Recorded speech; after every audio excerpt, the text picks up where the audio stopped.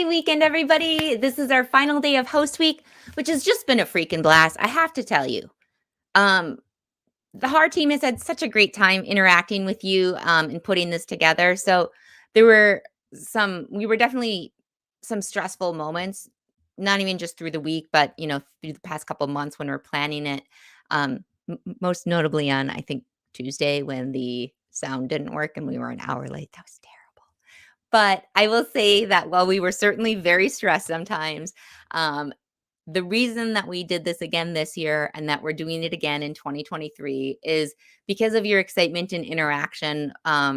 We're so appreciative. You make it so much more fun. So whether you're an advisor, a supplier, a host, or you're from some other nook and cranny in the industry, we are so happy that you stopped by and joined us. So thank you, thank you, thank you.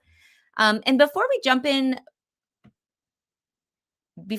into what's in store for today, I want to remind you that Host Week proper is ending today, but there's still more to come next week. So all of those think tanks we had this week, with Geraldine and Richard and Bridget and Mary and Asta and the Travel Institute, um, all of those think tanks have interactive follow-ups, mostly next week. Mary's is the following week.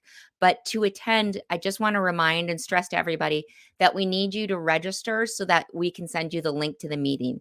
You've all probably seen some of the spam come in through the comments, and what we want to avoid is having some unscrupulous folk join us for our interactive think tanks. We don't want to interact with them. So you can go to register for any of the think tanks. They're all on one link at HAR.news/thinktankme. Just select the ones you want to attend, and then we'll send you an email with the link to each one. And another reminder as we close things out for the week is that the exclusive Host Week specials for attendees, check that out on the blog again, because some of them are going to be ending very soon, usually the end of the month.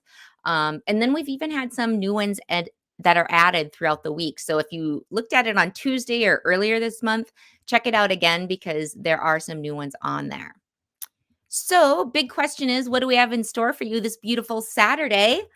Well, lots of fun things as usual. So in a few minutes, we're going to be handing the wheels over to Patty Noonan over at the Travel Institute. She's doing a think tank on specialization.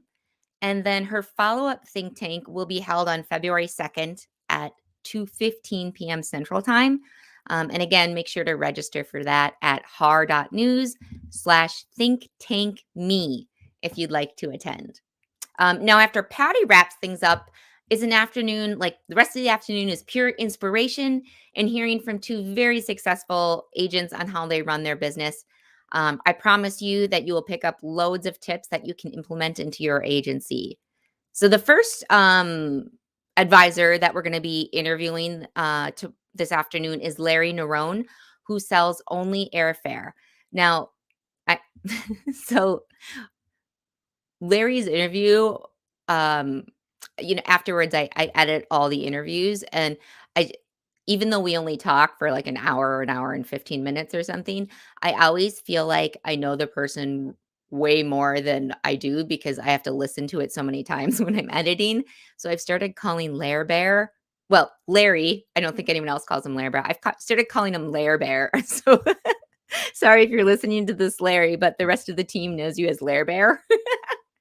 So he came from an airline background and is the ultimate aviation nerd, which is awesome. And it makes him a phenomenal advisor because he is so passionate about all things air. So tune in for that to hear how he sells about $750,000 in air a year, and that for his booking fee for his air tickets, he charges between $60 and $500 per ticket. So if that sounds too impossible or too scary, it is not. Make sure to join us because it's not as hard as you think. So after Bear, we're going to move on over to Javon Harley, who does not have a nickname from me because it doesn't rhyme with bear. So I didn't know what to do. But her $2 million agency juggles multiple brands really successfully. She brings in groups of travelers all around the world, does all these really cool cultural trips. And she uses her radio show to promote her groups and kind of a podcast. She also has she uses her blog. She does great content stuff. So she'll even give us the scoop on her frequent traveler rewards program that her clients really love and that's been very effective. And that is at 2 p.m. Central Time. So tune in then. Um, and then a reminder that if you missed any of the programming today or otherwise throughout the week and want to watch it, it is recorded and you can find it on the Host Week playlist on HAR's YouTube channel. So the last thing I want to mention is our two interviews with Lary and Javon this afternoon. Those can be listened to in audio form just perfectly. There's nothing that you need to see on the screen. So feel free to pop in your earbuds and, go about running errands or cleaning the house during those last two interviews. So enough chitter chatter. Let's get things moving and pass things along to Patty. Patty, go ahead and tell us all about specialization.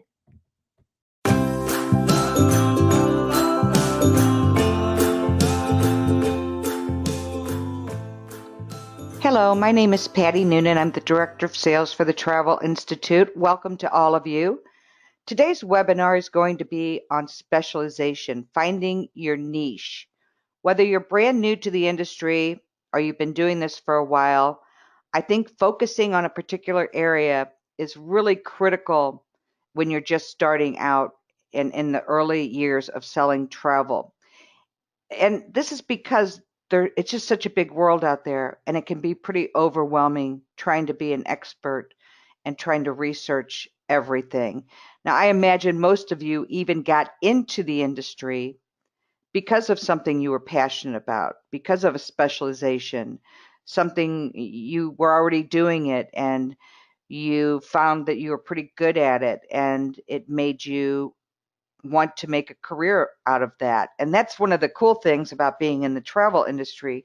You're really in control of your own destiny. You can pick and choose to work with whomever you want to. You can pick certain suppliers and you can pick certain destinations and you can pick certain specializations so that you're not being dictated to. And that's why people get into the industry, because of that type of flexibility and because you can make it into your own.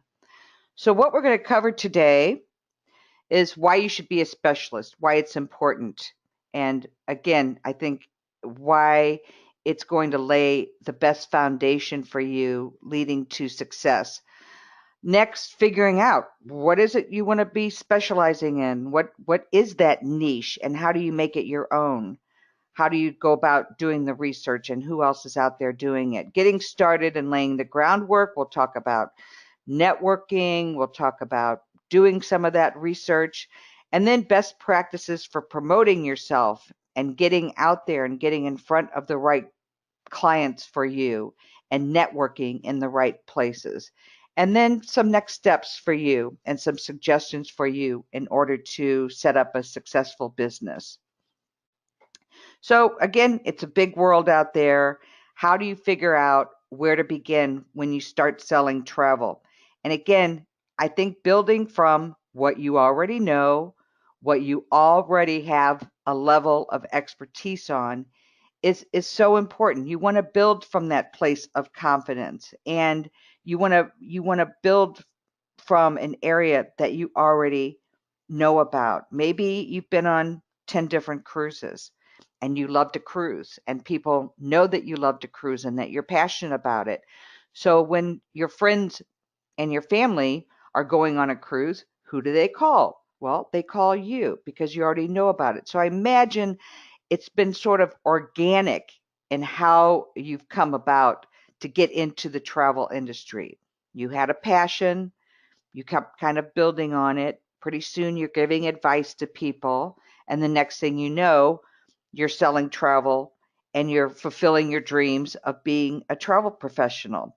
So really, the first thing that you need to do is to hone in on what you love to do and how you can see yourself working every day with the suppliers, with the destinations that you love, with the different organizations that you choose to work with. You choose that, again, controlling your own destiny. And again, there's so many choices out there, and you can be as specific as you want to be. There's actually a website, and it's called specialtytravel.com. And I suggest that you just take a look at it. It just kind of will open up your eyes as to all the different specializations that are out there. I like to use a couple of different examples on folks who are great success stories, and it really came about because they fell into something that they were passionate about or something that they knew. I had a gentleman when I was working for a high-end tour company. He came to me and he said, "Patty, I was just on your Russian riverboat cruise." Now, this is uh, an executive. He was working for a Fortune 500 company, and he and his wife were very well traveled, fairly sophisticated travelers. And a friend of his, could not go on this Russian riverboat cruise. So they ended up going on it. And he said, in a million years, this is not the type of trip that I would have booked for myself. Again, he's used to high end and he's used to more independent travel. But he and his wife went on it. And when he called me and he said, you know what? I think I can sell this. Now, he took early retirement. He was too young not to be doing something. He obviously loved to travel. So he decided, I want to try and sell this Russian riverboat cruise. So I put him in touch with an agency near where he lived, and he started his own company. All right, XYZ Tours. And he started going out to local retirement communities and the different country clubs. And in the afternoon, they would do tea and he would show his slides, and he and his wife would talk about their trips, and they, really talked it up, and people got to know their personalities and how passionate they were about this. So pretty soon they had 30 people to go with them on their first group on this Russian riverboat cruise. It was a huge success. Of course, they put their own little twist on it. They had hats made up, and in the evenings, they'd meet over cocktails and they would all show what they had bought that day and share their different experiences. So, it was a great, great group and a great experience for the people that traveled with them. And pretty soon, people are coming up to them that were on the trip, and I want to travel with you. I want to go with you. So they were, getting some new names that way as well. So they continued to do Russian riverboat cruises, and pretty soon the people that had traveled with them are like, well, where do we go next? So the next one he chose was China and the Yangtze River. And you can kind of see a theme here. He picked destinations that logistically were rather difficult, and there was a language barrier as well. So these were destinations where people weren't quite inclined to go off on their own. And so next thing you know, he's doing groups to China and the Yangtze River. And from there, he ended up doing riverboat cruises. And now he owns 3 agencies, and he's got over 20 people who work for him. So you can see it just happened. He went on a Russian riverboat cruise. He was passionate about it. He was excited about it. And next thing you know, it evolved into this whole new career for him. So again, I'm sure that resonates with some of you on how you got into the business or why you're thinking about getting into the travel business. So really, why specialization, and why do I think that it's so important? Well, it's just the same reason you go to a specialist versus a generalist when you have a health concern. You want someone who really is focused in on that particular area and who has that extra knowledge, and they're not all over the place, that they've seen this is what they deal with day to day. You want a doctor or you want an agent who has that confidence and knows where to go to get the answers, and has the relationships and has the contacts in order to give you the best absolute experience that you can have, and that they've been there. It's so hard to sell destinations and experiences if you yourself have not experienced them before. Now, it doesn't mean that you can't sell Antarctica, even though you've not been to Antarctica. But again, when you're starting out or when you're fairly new to the business, I think focusing in on what you know best and building from that place of confidence is absolutely positively the way to go. All right. And, again, this is just for starting out. It doesn't mean that you can't branch out and go in another direction. As I mentioned about the guy who was selling the Russian riverboat cruises. All right, he started there, and next thing you know, he's selling China and the Yangtze River, and next you know, he's selling Europe. So you start out small and very specific, and you build from there. I actually have some worksheets that are downloadable or that are included here. And the first one is finding your passion. So the first thing you really need to do is the research. I can't stress enough. Get online, Google, find out what's going on out there. Who's working in that market? Who's doing what? What are they doing differently? What do they bring to the party that you don't, and what is it that you can bring that others can't?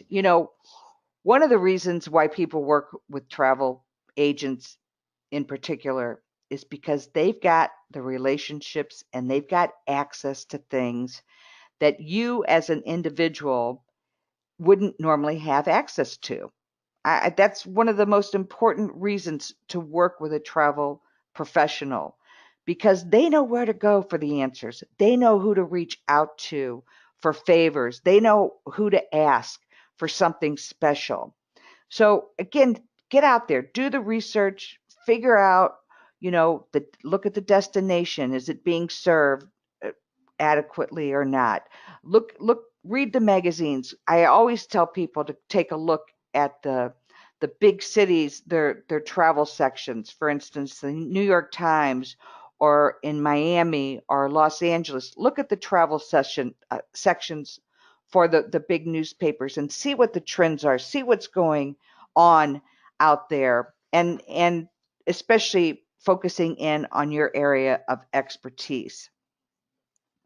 So we've got basically 5 steps to getting started. All right. The first thing is, all right, you kind of know what you want to focus in on. All right. And maybe there's several different ways to look at that. For instance, if you've been to Disney 10 times, you love Disney, you love to sell Disney, and that's what you want to focus on. Well, there's a lot to Disney. There's lots of different areas. You can do family travel to Disney. You can do honeymoon and destination weddings to Disney. You can do culinary for Disney. You can do golf for Disney. You can even do focus in on the cruises of Disney. So there's lots of different areas there. And really, again, when you're just starting out, focusing in on 1 or 2 of those areas is probably the best way to go, and you can expand from there. So the first thing you need to do is assess the marketplace and find out who's servicing that market and what they're doing. All right. The next thing is finding the right partners that you want to work with. I mentioned cruising before. Well, there's a gazillion cruise lines out there. So figuring out which cruise lines are going to work best for you. Maybe you've been on Holland America 20 times. So that makes sense that Holland America, maybe up to Alaska, is going to be maybe your primary focus.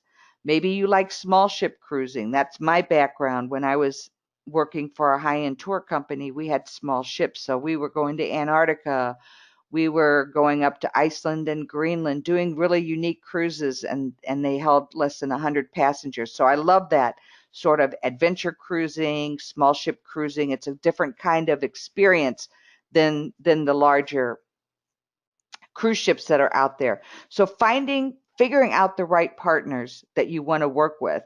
And it's very important, because when you're doing this, you need to make sure that you're working with people that share the same philosophy as you do and share the same values and customer service that you do.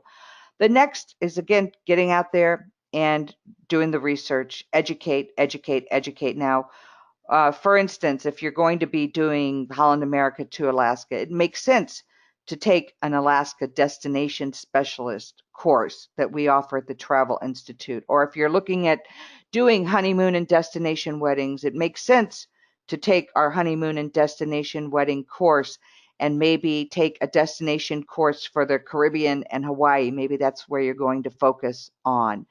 So picking and putting together a plan on how to best educate yourself in order to be as an expert on your specialization. The next part is creating your own brand.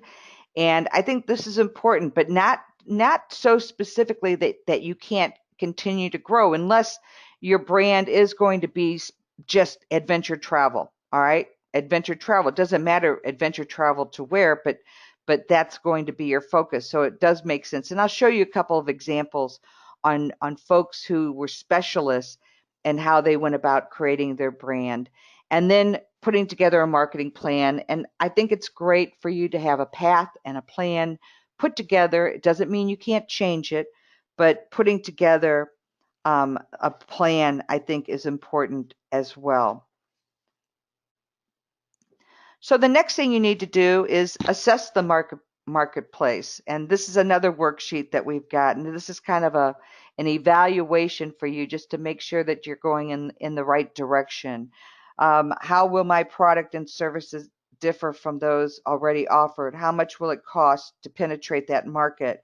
How much can I depend on my current connections and word of mouth? You know, a big part of this, especially if you're working as an independent contractor, is making sure that you're starting to build that database, whether you're a golfer or maybe you belong to a local bridge club. I've got an agent, a very high-end agent who has a women's book club. And years ago, this group of 20 well-educated, well-informed group of women, they asked her, Anne, let's go on a trip. You know, they were hearing all about her, where she'd been and all of her travels and how exciting it was. And she would share her experiences with these people when they had book club. And so years and years ago, she started putting together trips. And now they do it every other year. They go on a big trip. They just got back from Morocco. And Anne really pays attention to detail. She makes sure that there's some elements within the trips that these people would never be able to do on their own. She does it because of her relationships. She does it because of her knowledge. She does it because of her research that she does. She hears about this incredible spice shop that's off the beaten path, and she sets it up so that her group can go in there and get a private tour and back of house tour of this spice market. So being able to do different things, that's again having access to things that others don't, I think is important. And I love to use this word. What's going to make this trip life-changing? People are looking for experiential travel. So what is it that you can bring that's really going to impact these people and give them that wow factor? So I talked a little bit about finding the right partners. I can't stress enough how important the right partnership is. You want to make sure that you're working with people who represent your image. All right. You want to make sure that they're professional. You want to make sure that if challenges and problems come up, that they're dealt with quickly and efficiently. Especially, it's one thing if you're escorting it, but if you're sending people off on to a destination and they're on their own, you want to make sure that the suppliers and the hoteliers and the tour companies that you're working with, again, are going to take care of your clients just like you would, because you're not there. So these people are representing you in the destinations. They're representing you on the cruise ship. They're representing you when you send your clients to Italy. Make sure that you've got contracts with these people and that your expectations are laid out.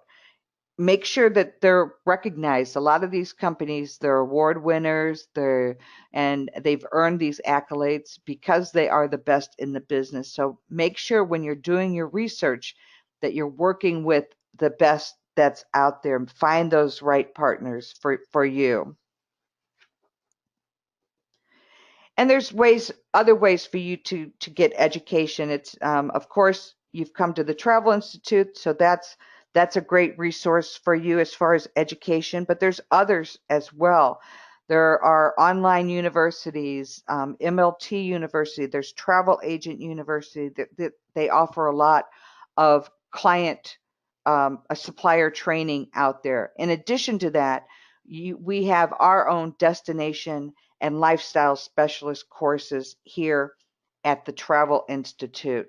Now, I mentioned I'd show you a couple of different examples. These are just 3 brands that are out there where they focus on one, women's travel, A Girl's Gotta Go. So they really focus on women's travel and helping women. It could be setting up a honeymoon. It might be doing, as I said before, a book club trip. It might be a bridge club, a ladies' bridge club. So really focusing on trips that women, destinations and trips that are really geared towards women. The other one is Barge Lady Cruises, and I love this. She's been around for a long, long time, and she really did start out just doing barges, mainly over in France. And from there, especially when the riverboat market really blew up, she started selling European riverboats. But she still focuses on smaller ships and barges, riverboats, barges over in Europe. That is her specialization, and that is what she focuses on. And then the last one is a company that focuses on wine and food trips, mainly over, well, not just to Italy, but over in Europe primarily. And this is someone obviously who's passionate about food and wine. They're probably extremely knowledgeable about food and wine. Maybe they started out doing trips, and that's how it piqued their interest. I have an agency that's based in Florida, and their main focus, just because this is where they were from, was on South Africa and Egypt. She was from Egypt, and the husband was from South Africa. And over the years, they became extremely interested in food and wine, and they started another division within their organization that really focused just on food and wine, and mainly to Italy, because they had forged a relationship with the Ferragamo family. Okay, I talked about this uniqueness and this access. So through this relationship that they had, they could go over there and they could go to the private vineyards of the Ferragamo family. They would have private dinners at the Ferragamo villa. They would open up the Ferragamo stores just for this particular group. Again, that's what they brought that was so unique that nobody could get on their own. They had access to something that no one else had access to. So they have built up this incredible division. They have an amazing following. They do regular wine tastings in their city to keep the people engaged, to keep the customers that are based around them engaged and involved in their organization. So they've really, really built up this incredible loyalty and following. So, I mentioned about who you're working with. Make sure, again, that you're working with people and that you're creating a brand that represents you. I had an agent who called me for some advice, and she was looking to work with a host agency. And she told me the name of the host agency that she wanted to work with. And it was some sort of I can't remember and I wouldn't say it to you, but it was some sort of a strange name, and it was really the image it conjured up for me was not very professional. I have to be honest. And I said to her, think about this agency that you're working with, and that you're kind of tying your own brand to. Is that really how you want to be thought of, and is that really part of the branding that you want to be putting out there?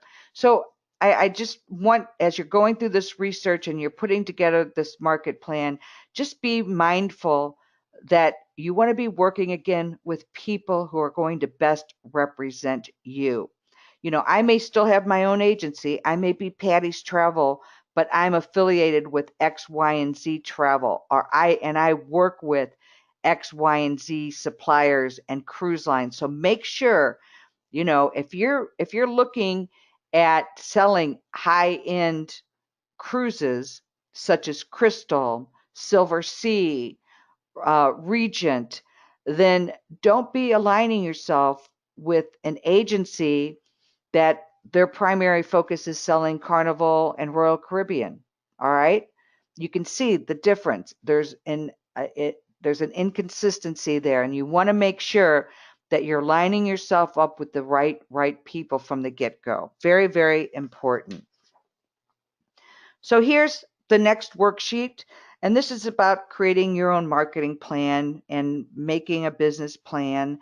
Again, it will help you to stay on point and get you where you're going. So the first thing is figuring out a mission statement. What are your objectives? What are you trying to do here?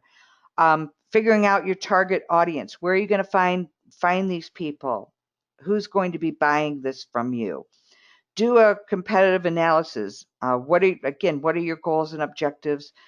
How are you going to promote this? What kind of money are you going to be spending? There's a lot you can do with social media out there that's not going to cost you a lot, but there probably are. Maybe it's doing a little bit of advertising. When I talked about my guy who was selling Russian riverboat cruises, they had the area that he lived in, they had a small newspaper, and it really hit his target audience. And so he would run ads in that. So again, this is all part of your research as you're going along, figuring out how to go to market. And I mentioned about finding your database and figuring out who's going to buy the trips from you. These are just a couple of suggestions. And when I was out doing as a supplier and helping agents to find groups, these were some of my suggestions. There's a very strong affinity between college alumni out there. There's a great affinity at golf country clubs. Okay, so going out and getting in there, upscale retirement communities, um, these people, especially in the first stages of their retirement, they've got money and they've got the time to travel, and that is a great place to go and market to, and do an afternoon tea and do a presentation to. I find that becoming a member of the symphony and the museum, or even volunteering as a docent at some of these museums and organizations, that there's a strong affinity there as well. Some of the different food and wine clubs that are out there, if you go on Meetup, I'm sure you can find some interesting clubs and maybe join them also. And people who volunteer, there's a great affinity there, and different charities if you get involved with, Make a Wish if you volunteer with them, or Big Brother, Big Sister. These are great organizations to market travel through. So those are just a couple of examples of where you might go. And again, I imagine if you're listening to this, that you're on your way and you can make it happen. If you've been thinking about doing this for a long time, getting into travel or expanding what you're doing, now is a great time to do it. There's tremendous opportunities out there. And again, it allows you to do what you're passionate about, and for you to grow your business and wake up every day and do something that you love. So thank you very much for joining me today. There is my email address and my home office phone number. If you've got any questions or want to reach out to me, please feel free to do so. Thank you very much. Good luck. Thanks so much, Patty, for that information. Just a reminder that the interactive live breakout session with Patty is next week on February 2nd, which is again Chinese New Year's. I mentioned this yesterday. But that is at 2:15 p.m. on February 2nd. So register at HAR.news/thinktankme. And then we'll email you over the link where you can meet for the breakout session.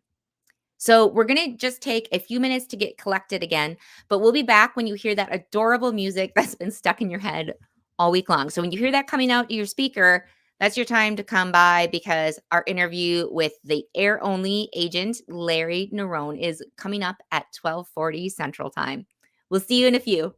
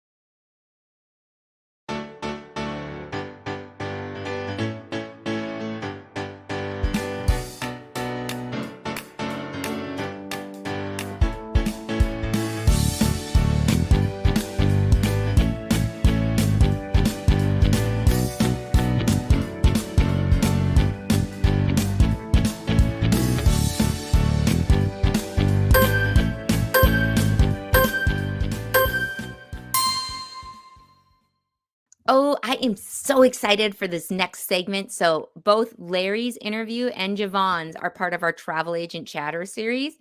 And if you've never experienced it, well, now is the perfect time because you're about to experience it. But to give you a high level overview, it is our Travel Agent Chatter series is in-depth interviews with successful agents. So we figure out, we do a lot of interviewing before the interview. So trying to figure out what makes them successful and unique. And then we pass that on to you in a variety of different formats. So we have it in podcast form, which we'll put the link to our podcast in the comments so you can subscribe to it if you'd like. We produce it in video form, so you can watch it on our YouTube channel. If you look, there's a playlist called Travel Agent Chatter. And then we transcribe the whole conversation on our site. So actually, let me show you where you can find it on Host Agency Reviews. So I'm going to do a quick screen share. You can find the Travel Agent Chatter by going to the resources underneath here and click on podcast. Or you can go by on the homepage. It has the drop down, I am looking for, and then you can select podcast and press go. And then you'll see a whole list of agents from all different niches. It's really great for inspiration. And then you can click on it and you'll see it has the show notes off to the side for everything that we talked about during the interview. And then we have the transcription down here as well as the video. So anytime you want to check out, transcription is really long, but there are bonus pictures in there. So it's kind of fun. Let's see. Let's go ahead and flip the switch and start our interview with Lary. But just to note that the interviews were previously recorded. So unfortunately, we won't be able to interact with you live, but feel free to ask questions and drop us a note in the comments. Either the HAR team or Lary or Javon might be in the comments. So with that, let's start picking Lary's brain and give you a taste of one of our Travel Agent Chatter podcasts. Well, me oh my, boy, do we ever have a fun show for you today. And we, as an industry, totally need a fun and inspiring show to add a little sunshine to the horrific year of 2020 that all of us want to see in our rearview mirror. So Lary Néron is living proof that you can make money in airfare. We'll be talking today about how he built up his business and how you can build your air sales and increase them and be more confident in booking your air. We'll give like a lot of hands-on tips for you. I just want to remind everybody there's plenty of ways to digest our podcast. So we have the video, which is on our YouTube page for Host Agency Reviews. We have the transcript at hostagencyreviews.com/TAC. And of course, you can also listen it and stream it on your favorite podcast platform. Let's see. So today's schedule, we'll be breaking it into 5 different segments. The first will be beginnings. Next up will be all things fees. We'll talk about Lary's booking process. And then the last one is my catch-all bucket. It's all other things. So, and then we'll finish it with our warm fuzzy segment. So let's get this show on the road. Lary, welcome to Travel Agent Chatter. Hey, thanks for having me. Nice to be here. Yeah, well, I want to paint a little picture of Lary for you because he's Canadian. So between Lary and me, maybe hearing some really long O's in our northern accents as they come out. And Lary, you're actually, I don't know if you know this, you're really lucky that you're based out of Canada because when people ask you where you're from, like Minnesota is just horrible because you have such a long O in it. And so they're like, oh, Minnesota. You're like, so I try to say it like as fast as I can. I'll be like, Minnesota. And hope that my O's don't show up. Well, my first language is French, so I do have a mix of, Canadian and French in there. So a bit of a bag. Oh. Well, I'm so excited to have you on today because I have to tell you, airfare is not really my strong suit. But you're one of the biggest aviation geeks I've met, and I love your passion for it. So Lary's from Canada, as we said. He loves road biking, and your agency isn't quite, I wouldn't call it home based. What would you call it, Lary? Like RV based? Pretty much, yeah. It's based out of my RV, and I usually travel around North America depending on the weather. So I spend my time between Canada, US, Mexico. So wherever the sun goes, I go. Yeah, or depending on infectious diseases, because now you're kind of trapped up there, right? That's right. Well, so Larry's been kicking around the industry for about 15 years, 7 of it as a travel advisor. And he was also with WestJet for a little bit doing some travel industry things. So when we were talking earlier, one of my favorite moments was when you casually mentioned, as if this was completely normal, that you played an airline simulation game for fun. And when you first mentioned it, I thought you were like, pretending to pilot a plane or something, and you got points for good landings. But it turns out like the game is actually simulating running an airline.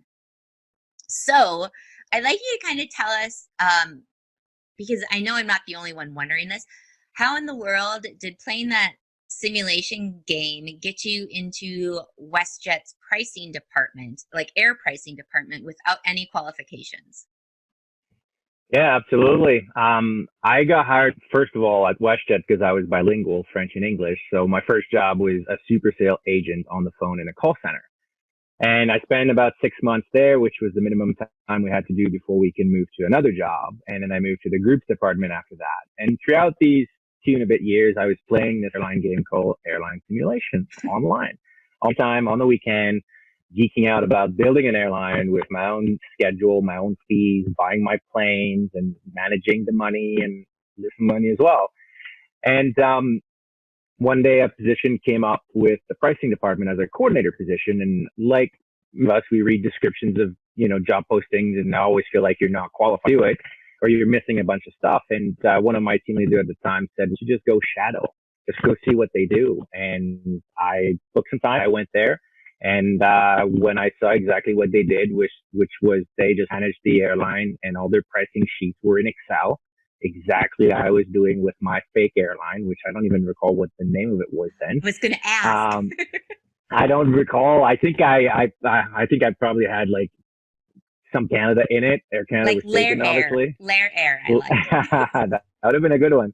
And then and then when I saw that, I applied for the job and I got an interview, and then I tried the interview with my fake airlines papers and all my spreadsheets printed and my schedules and my pricing, everything, and saying, listen, you guys do this for real and I do it for fun. So I'm pretty sure I could do this. And then that got me a foot in the door to the pricing and the revenue management team at WestJet at the time.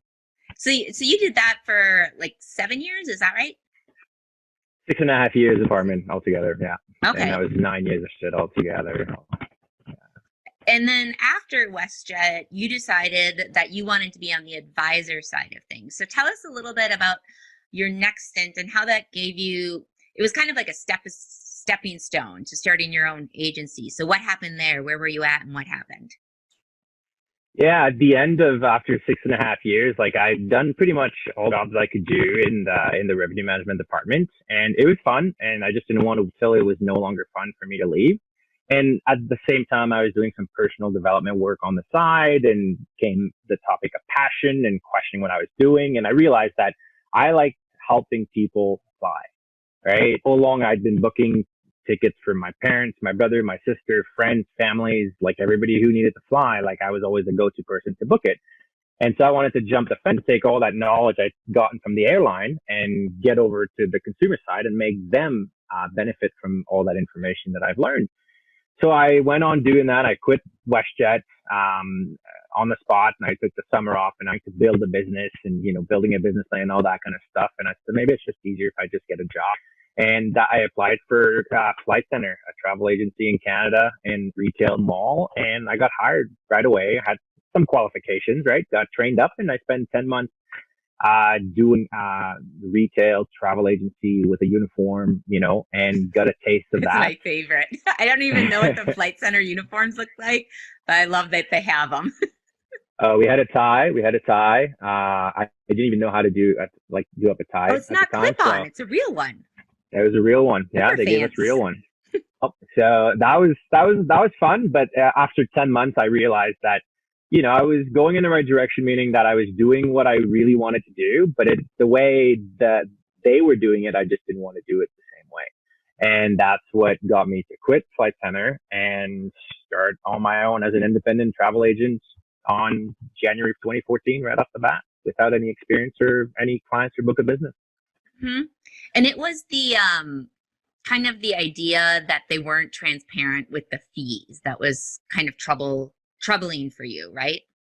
Yeah, absolutely. So it was, the fact that everything was very on a transaction per transaction level. Like every time you sold something, you needed to make sure you extract as much money as you possibly could for that client, as opposed to just build a relationship for the long term, and that will benefit both people in the end. But it was always numbers, numbers, numbers, and we need to raise. And I didn't feel confident, like charging more than what it was in case somebody noticed. And then all of a Mm-hmm. sudden, like now all of a sudden your credibility just goes down the drain, and then you can lose a bunch of clients. A lot of clients do it from that.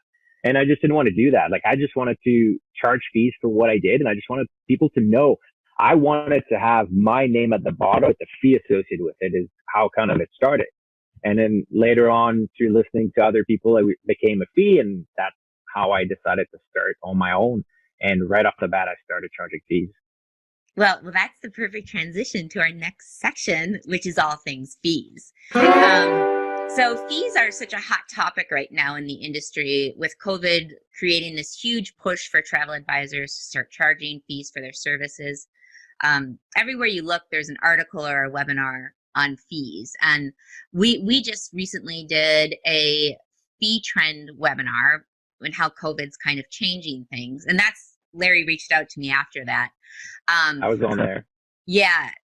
And it's pretty fun. I even pull out my trumpet for it. So I will put a link in the show notes for people that want to watch the fee trend / trumpet recital webinar that we put on. So let's see. So you had written in and you had shared with me how you only sell air and that 85% of your income comes from ticketing fees, and that 15% is from the air commissions. So your ticket fees range from 60 to 500 Canadian US dollars, right?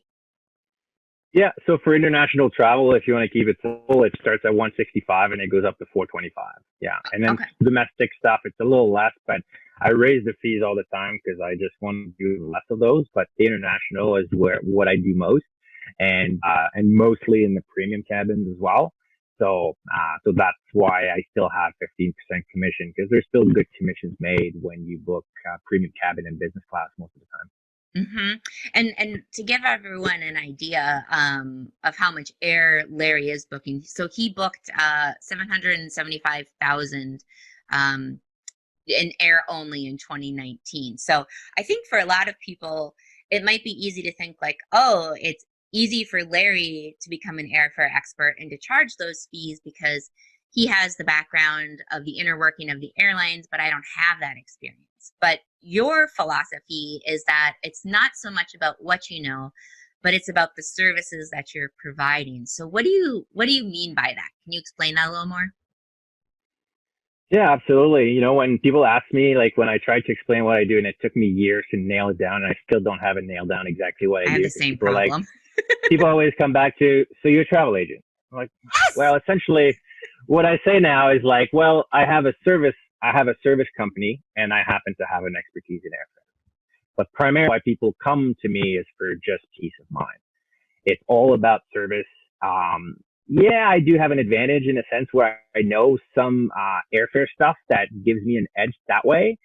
But that's not, people don't come because I save them money, right? Like that's the byproduct of working with me, is like we end up by saving money because I know a little more because I happen to work in the airline industry and in the heart of the airline with the revenue management team and the pricing.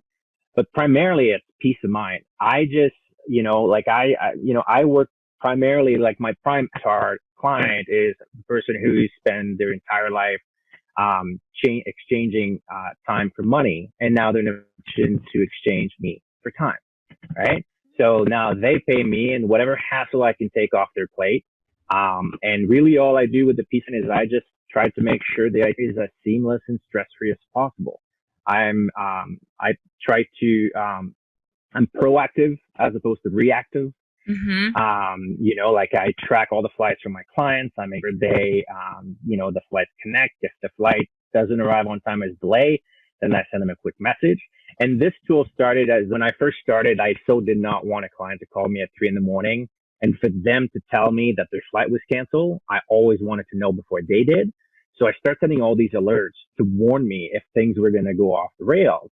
And I found out by accident that, by getting that email automatically, and I'm like, oh, flight's delayed. I get on my phone and I send a message to my client saying, are you still at the line? Like, yeah, I'm just about to leave for the gate. And I text him back and I said, listen, your flight's delayed 20 minutes. Have another cocktail or something.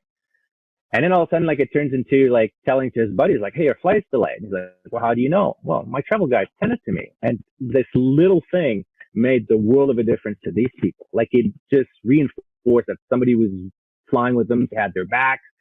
And it turned into a great value tool, like a service tool that translated into huge value in terms of pricing my clients. And which in essence, time-wise, it takes literally no time, but I can extract a lot of value out of that. So when we talk about fees, specifically in my business, I don't tend to price fees based on how much time it takes me to do the job or the task. I price my services based on how my client would perceive value of what I deliver.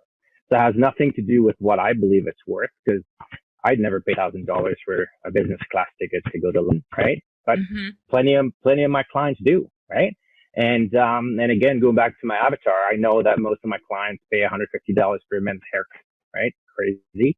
And we'll pay $160 for a 1 hour massage, right? I pay $60. They pay $500 for an oil change. They'll have pay anywhere from $400 to $600 for a lawyer per hour. So I can't come along and say, hey, I'm going to charge you $35 to do your booking, right? Yeah. So all my fees are based according to what my clients are accustomed to be paying in their every life against all the other professionals and what they value. And that's all it is. Like, there's a lot of my clients would tell me, like, it's great because there's not a lot of places you get service nowadays. And when you deliver it and you just pay attention, it's personalized, you take good care of them, you communicate with them, and you just give them confidence, and they will never go away. Like, it's amazing. And it's just service, right? And they come to me because of that. And sure, I mean, it helps when I save money. Everybody likes to save money, but it's primarily because of the peace of mind that I deliver. Mm-hmm.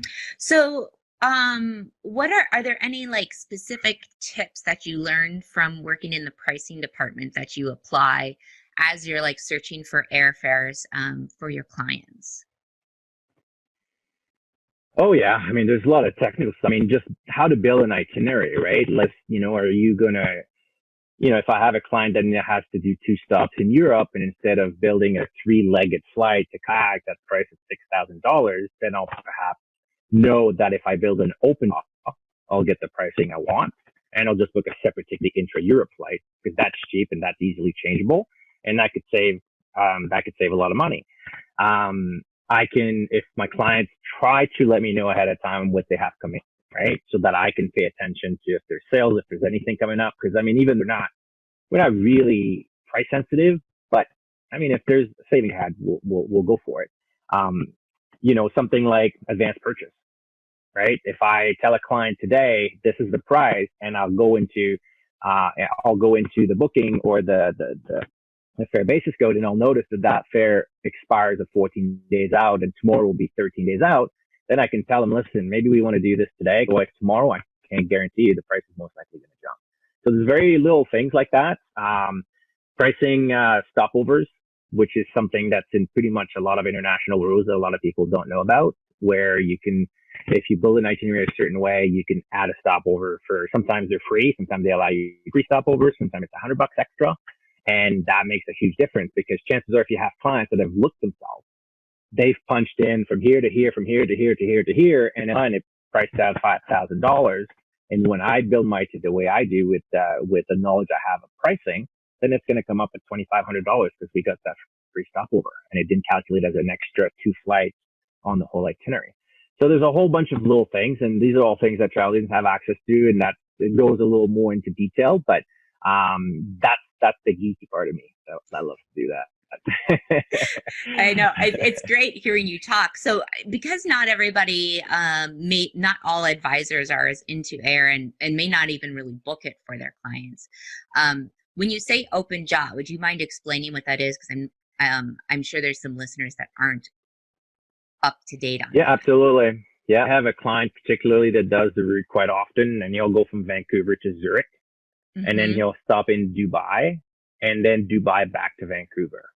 Okay. And again, just knowledge of airline hub and where routes are going. And he's an Air Canada status holder. So we usually book him Vancouver to Zurich and then Dubai back to Vancouver. And that part in the middle, we book it separately and we book a Swiss flight. And every time we do that, we can do that entire journey. And he flies premium economy most of the time for $2,300 Canadian. Right, which is pretty good, because if we tried to do that all in the same airline, we would have to go Dubai back to Europe, back to Vancouver, which would make it that much longer for him on the plane. So not only does he save money, he saves a lot of time not spent on the plane, and just because of how I structured the itinerary with that open job, meaning he ended in a city in Zurich, and you'll be departing from another one in Dubai, and all converging back to Vancouver. That's the open job. Thank you. Let's see. So like you also talk about with the service that you provide, like some of the small things you do, like what are some examples of things an advisor can do, kind of value adds when someone books with them that don't cost them anything, don't take a lot of time, that can help justify the price increase? From most agents, I think on average, it's $25 or $30 US dollars for domestic and 50 for international when we do our fee survey. And I'll link to the fee survey in our show notes so that people are able to get tons of information on what people are charging for. But what kind of value adds do you offer to your clients for the price? I had a ton of stuff, but just to keep it concrete and actionable, like if an agent tomorrow wanted to do something and increase their fee from $25 to $50, because first of all, like a lot of agent, I feel charge per error for the booking part, right? And if you do it for the booking part, perfect, keep doing it, right? But then tomorrow morning, if you want to build a package that has 4 things in it, let's say, you will do online check-in 24 hours prior. You will perhaps, if there's upgrades available, you're going to let them know and pay for it if they want to upgrade your business, like cash upgrade. You're going to prepay for their bag, right, online as you do the check-in. And then you're just going to monitor their flight during that journey, right? You're going to set them alert. You're going to keep an eye. And if there's anything that comes up, a delay, a gate change, anything, you're just going to communicate with them and let them know, right? Those 4 things, for example, if you want to sell it as an add-on to your $25, you can keep doing that. It's like, listen, hey, I have the product. You want to pay an extra, if you want to make it $100 or $50 or $75, I'll do X, Y, and Z. And if you still feel that this is not enough, these 4 items to justify the increase, then pile in a bunch of COVID stuff that you're going to have to do extra now, because that's the easiest way to sell it, right? And it depends on your level of confidence and the experience you have with fees. The less thing you have and the more they have, the better they go. But I understand that when you start, sometimes you feel like you need to list a lot of stuff to justify the price. Just make that list as long as you can. And these are all things that you currently do. For example, like I do the online check-in. Like I track the incoming flight. If I know a client leaves at 6 a.m, I'll track the flight in the night before to their airport and make sure it's on the ground, because chances are tomorrow morning we're not going to have any delay. And then I'm going to send them a quick note before they go to bed. I was like, listen, your plane's on the ground. Looks all good for tomorrow morning for on time. I'll make sure I know what time they're leaving the house. And if delay, then I'll let them know before they leave the house so they can leave a little later. Let's say if it's like a 2-3 hour delay, for example, I'll let them know, right? So it's all about communicating for the most part. If someone has a very tight, for some reason we build a 2-hour delay on the way in, and all of a sudden like they're crunching to 45 minutes to connect at a specific airport. I will go on my phone and I will Google Toronto Pearson Airport Terminal 3 map. They'll bring me the map of the airport in Toronto with all the gates, and I'll do a screenshot. And right on my phone, I will circle, here's where you're arriving, here's where you're going, and I'll circle and I'll just send that up. Very simple. And then they receive it and they go, oh, and just bring stress down a little bit, right? Like just some peace of mind. Somebody's there. I just got to go from here to here.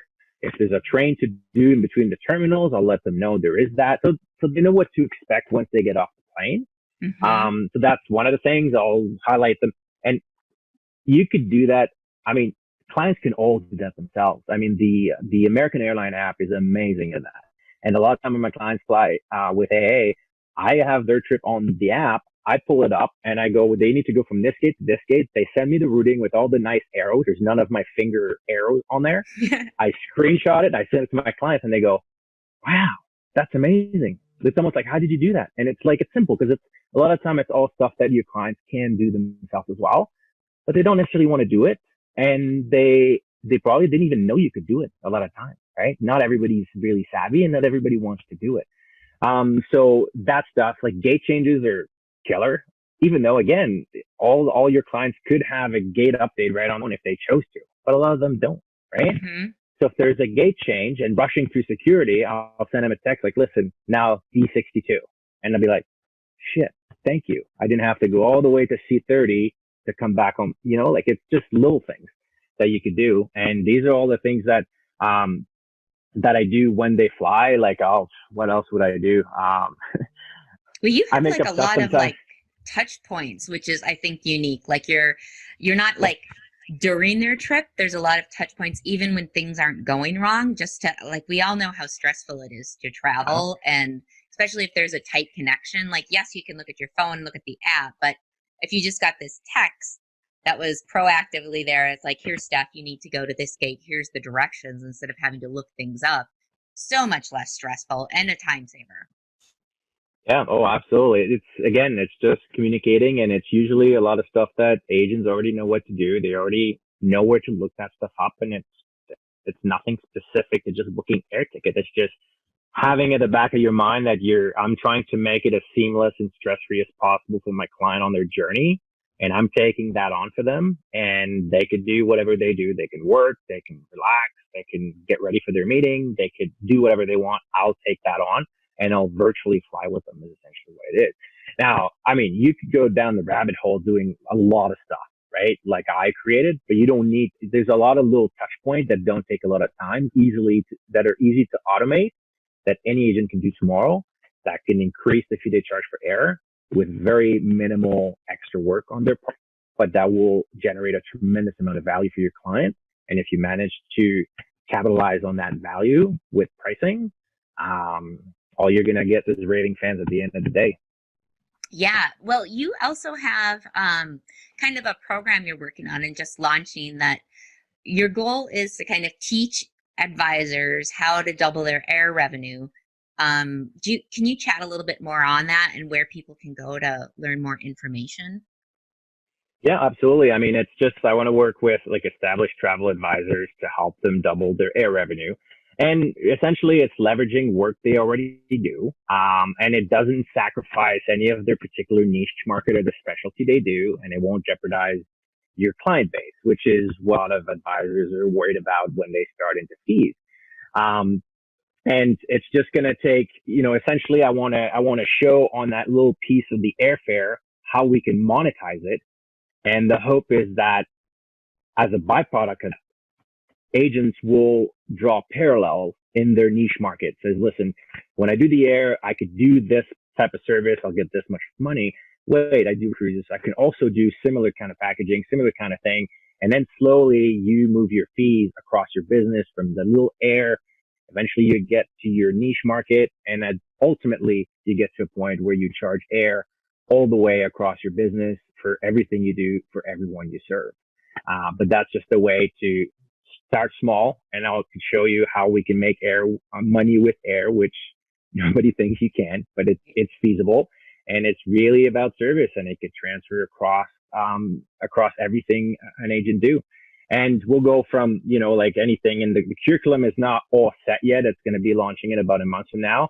But we're going to go with, like looking at the mindset stuff and how will you become authority, and how you have, we'll look at your clients, your current client base that you have, what your future clients are going to look like when you design a service experience.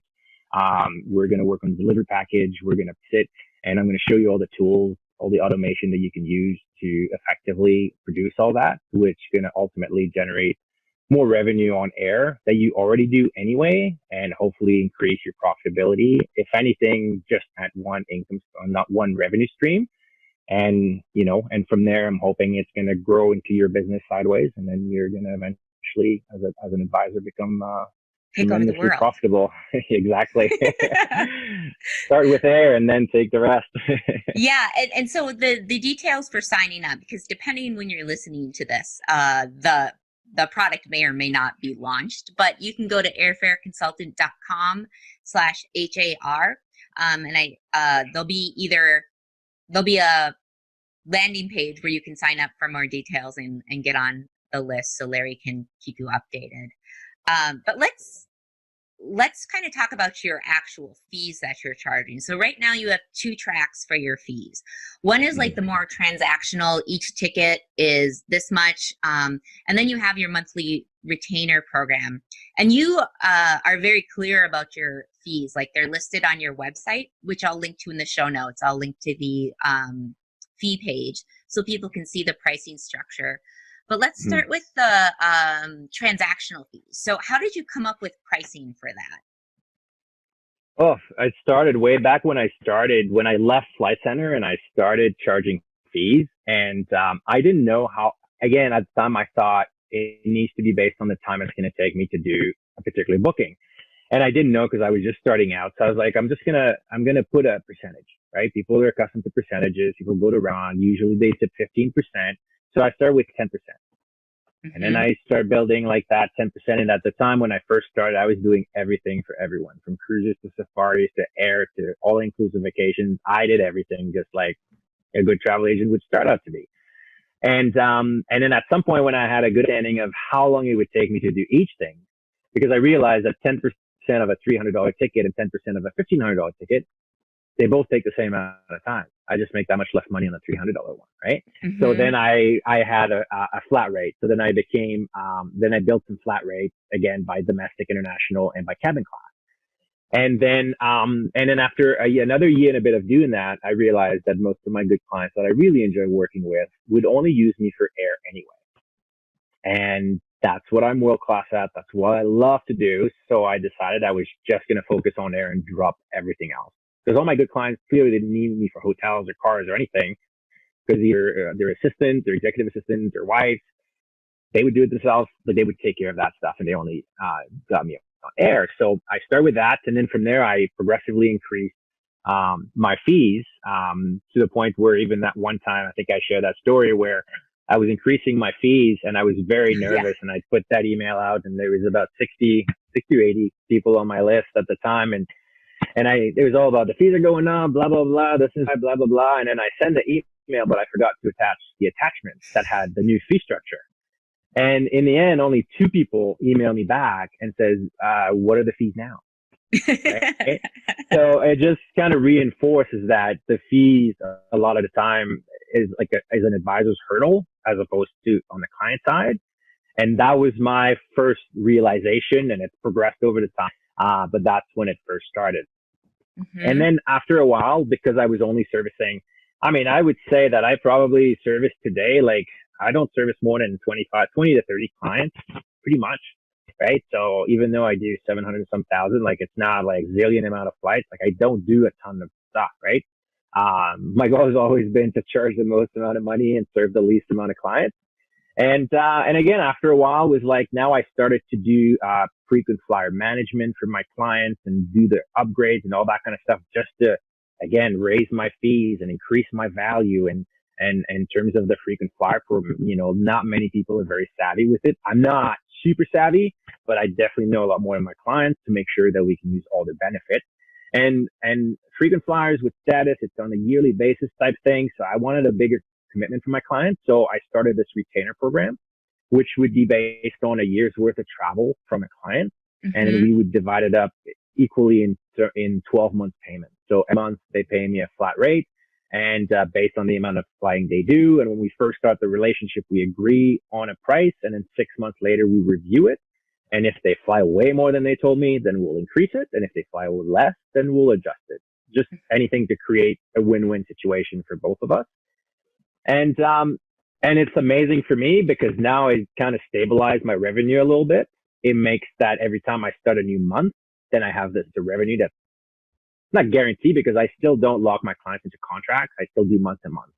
I want to keep the onus and make sure that I own up to my end of the bargain and I keep at it as opposed to lock them in for a year. Because when you say retainer, a lot of time, most of my clients go like, yeah, I did hire a lawyer on retainer. And as soon as I signed, I never heard from him again.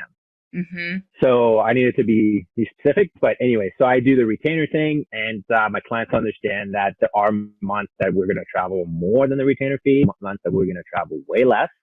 But at the end of the year, we're both going to come out ahead. I'll be happy financially. They'll be happy with the service and what they receive, and we're both winning and moving forward. So I guess 2 questions on the retainer. Are the kind of the tiers set for your, like, if you like have $50,000 worth of air during the year, it's this much.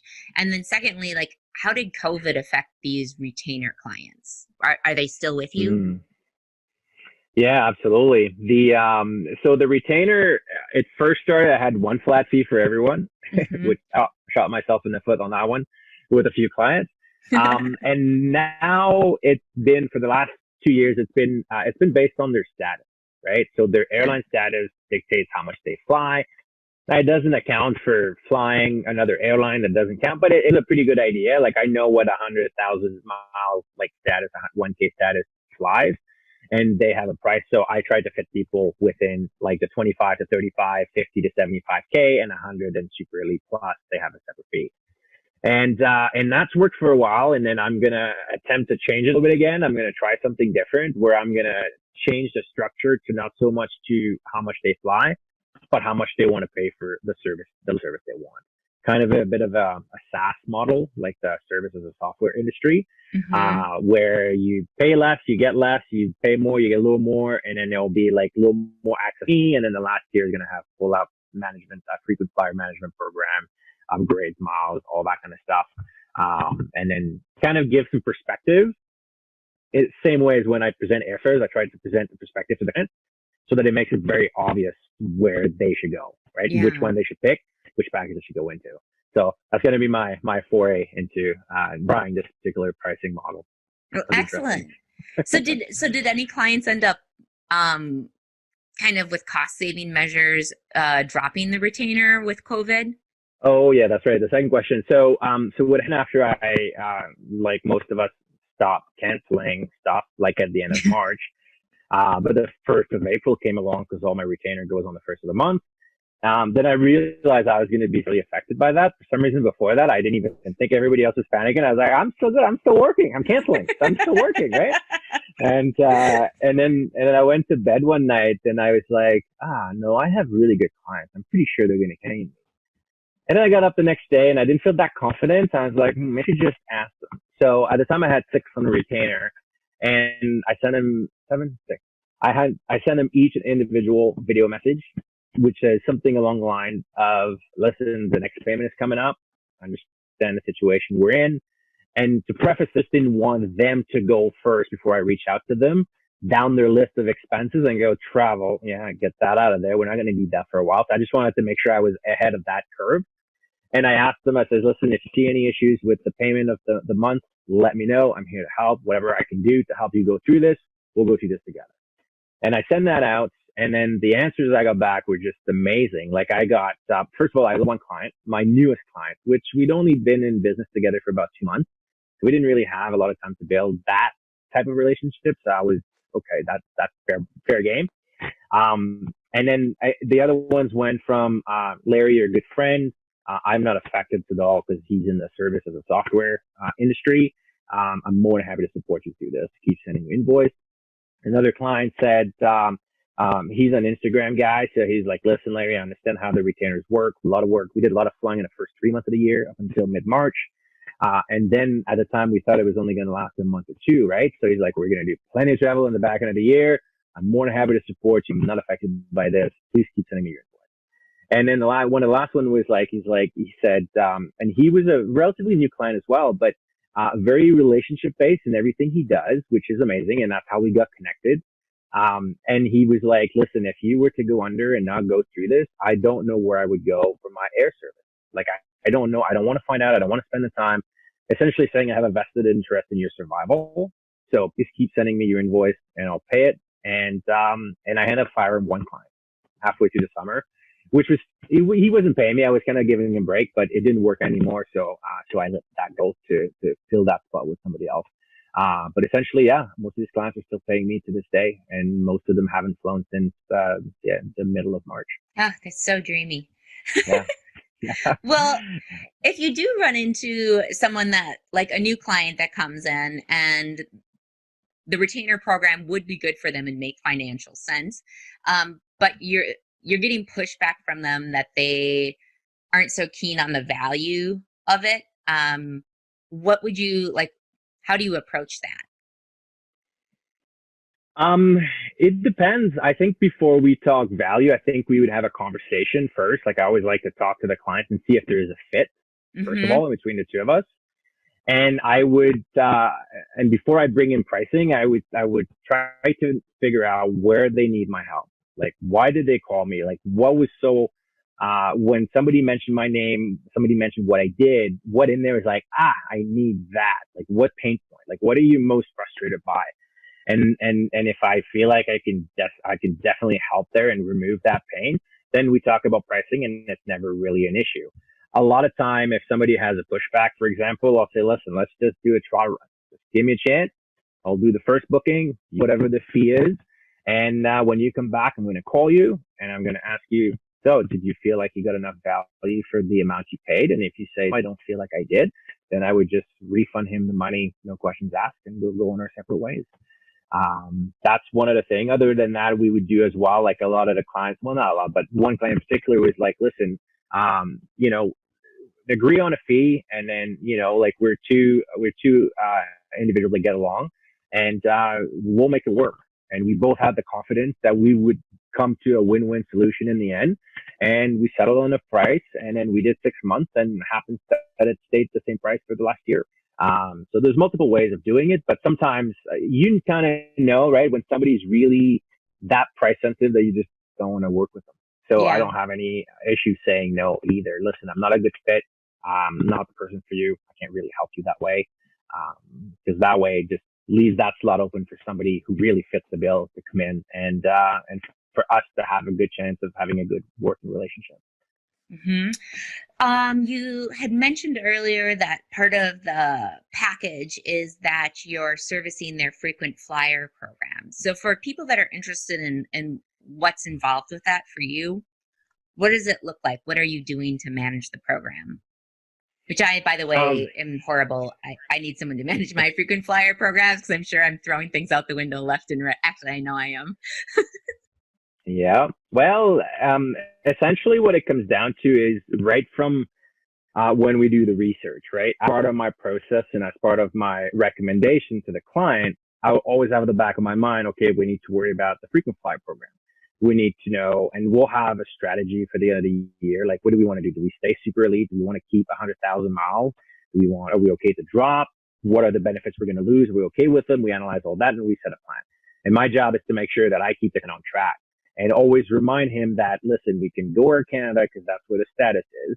It's going to cost an extra $500, or we can go this cheaper route with another airline, with British Airways, for example. But you're going to miss out on all these miles. And perhaps at the end of the year, we're going to fall short, right? So that's the first step of it. Second, it will be, sometimes, and even in the list of the frequent flyer program, is just making sure your miles get allocated to your account, which is something silly to do. But most people don't do it, right? Most people don't know if one ticket doesn't, right? So I add that, and every quarter I do it, or I get somebody else to do it, and we just go check, take 15 minutes, right? But that's part of the overall value that the client really enjoys. I'll do, if they have status, I'll make sure that they know, or we know, all the benefits that come with the status, so we can leverage every single one of them whenever we can. I'll handle a lot of the upgrade, right? If we can use some of the upgrades that they're entitled to when they travel as a status holder, then I'll make sure we book in a specific fare class in order to leverage that. So there's a bit of a technicality on that particular front, but I would say, like, generally speaking, it's just always reminding them, because everybody wants to save money. Doesn't matter how much money you make. If you see a lower price, you'd be like, yeah, let's go with that one. You're like, yeah, but you're going to miss out on this, and this. And they go, oh, yeah, that's right. Let's go here. Let's do here. So sometimes it's just reminding them constantly. And then that's the biggest part is just making sure they stay on track to do it, to keep the status. Because once they have it, nobody ever wants to go back and lose benefits of traveling, Yeah. especially when you've gotten them. So that's a part of the frequent management program. Cool. Well, I think one thing that can really scare advisors away from air-only bookings is debit memos. And if you aren't familiar with debit memos, I'll link in the show notes to an article that goes over all things debit memos. It's very exciting. But for you, Larry, have you found that debit memos are a serious issue that's like cutting into your profits, that it's this huge risk that you have to worry about? No, not for me specifically. I mean, I view it as a cost of doing business, to be honest. I mean, it's no different than credit card fees. Like most of my clients use American Express, and that's the highest percentage that's out there. And it's just the way it is, right? Like I just eat it up, and it's just part of how I price my stuff, and that's all included. For myself, for example, like I average about, I don't know, $600-700 a year in debit memos, which is not huge. Mm-mm. But you can definitely get one. I had over $2,000 once, and it was an error, and it got all fixed and whatnot. But it definitely got my blood boiling. So I can only imagine if you've got several of them, and it gets to add up, and you're like, and sometimes it's very attention to detail, and a lot of time it just needs a good checklist to make sure that when you issue your ticket, if you do, that you follow everything that's on there. And a lot of host agency have like a ticket queue that somebody else will go through them, make sure you don't miss anything. So that's a good way to do it. Or, I mean, to anything that I do, I don't have to do the booking, right? I can use a wholesaler. Any of them, I can give them the ticketing, and I could get them to take the debit memos. If they make a mistake, they'll pay for it. The only thing is when I don't do the booking personally, it takes the control out of my hands a little bit in terms of how active I can be when the client's at the airport and the flight's been canceled and delay and whatnot. So I prefer to keep it, and the risk of having a bigger debit memo has a bigger upside for me in terms of how fast I can help the client, how seamless I can make it, and how I can jump the queue and grab a seat before anybody else does, as opposed to call the wholesaler, wait on hold potentially. And having said that, I work with a wholesaler, and they're available like this through email, phone. They're only closed from midnight to 5 a.m. So I wouldn't hesitate to have them ticket my stuff. But if somebody's afraid of debit memos, there's other ways to do it than just issue the tickets yourself. You can still do all the extra services, the concierge, the highly personalized stuff. You could still do that on top of any tickets that's been issued by a wholesaler, no problem at all. Mm-hmm. And for those that aren't familiar, when we're talking about debit memos, we're talking about typically when you're in the GDS system is when you're going to be getting the debit memos. And if you're not in the GDS system, your host agency might have a ticketing desk, or your consortium might have a ticketing desk that can help you with that. But they'll often, like the host agencies, most of them will have some kind of a not exactly sure the term. I think it's like a mid-office system that's watching for fraud or different things in ticketing that are missing that could cause debit memos, which is kind of a fail safe for you. Yeah. Well, let's see. I think we've got a good feel for your fee structure and kind of the thought process that drives your agency, that it's really about the service and not really the transaction of booking the air. So let's move into the next section where we can kind of talk about your booking process and what you do. So I think my first question is your business, you said, is built on the idea that you have fewer clients, and the idea that you're able to give them more time and attention. And I know you said this earlier, but could you repeat this? How many clients do you have at any given time? I probably don't have live like 30, no more than that. I mean, all said and done over the years, I have a list longer than that. But of people that constantly keeps coming back, that makes like, I would say like 85% of my book of business. It's no more than 20 to 30 clients. Mm-hmm. Okay. So with this smaller set of clients that you're working with, and it sounds like it's on a pretty regular, semi-regular basis, that allows you to kind of get in it's a little bit different from like, say, a leisure agent where maybe they're only booking a couple trips a year for their clients, but that a lot of booking a lot for them gives you the chance to kind of get in a rhythm with them. And when we last chatted, you had mentioned that you train your clients on how to communicate their flight needs to you. So tell tell us more about what that looks like and why it's helpful. Yeah, I mean, that took a while to come, but now it's working really good. It just needs to remind us to do it as opposed to do it the way they've always done it. And it started because one particular client I was working with, and I work with mostly entrepreneurs. And entrepreneurs, when they wear the hat of the business owner, they make decisions based on numbers, and they're very pragmatic that way. And then when they travel, then it's a different person. Like they have a different hat, like they're relaxed and like it's different, right? So I wanted them to communicate the information over to me in the traveler mode. So what I tell most of my clients is like, when you relay the information, let's make it look like I'm the pilot, I'm flying your private jet, and you tell me exactly, ideally, if there was zero constraints, right? There's no time constraints, there's no flight departures, there's no cost constraints, nothing. Just tell me how the trip would go. What time would you leave preferably? What time would you arrive at destination? Why? Because I like to go to bed early or because I have an early speaking engagement the next day. Just give me the context, right? Give me what you would like it to look like. Ideally, I would come back, I'd stop speaking at 3:00 by the time I get to the airport, 6:00, and I could see myself at home by 9:30 by the time the kids go to bed. Maybe it's a little too late, but anyway, you get the gist of it. So then when I get that information, then I'll go in and I'll build what I call the baseline, and I'll price that out, and I'll come out to, let's say, $1,500. And that's like meeting every single one of their needs, like exactly the itinerary, exactly the way they want it, as opposed to start with the cheapest and work their way up. I start with what they really want, and that brings the baseline. It's $1,500, and then I'll go and I'll look above that line. What's a better product? What's a better airline? What's a better airplane you can fly on? What's a better business class if they're flying business, right? Could we upgrade you to a better airline, a better type of aircraft that has a much better lie flat seat? And then I'll price that out, and I'll list, if it's an extra $400 or $500 to make a round number at $2,000, I'll list all benefits that you're going to get for that $500. And then they can decide based on if they want it. And then I'll go lower and I'll be like, listen, if you really wanted to go this low, we could go to this rock bottom. And then, but this is what you'd be missing out on. You wouldn't have that. You'd have half your miles. We'd have to pay for seat. You wouldn't get your bags. You wouldn't get priority. You wouldn't get all this stuff.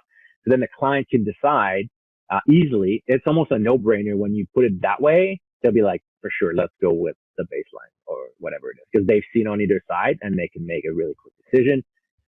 And eventually it goes down to a point where I just send them one itinerary and it's their baseline, and they just go, let's just go with that.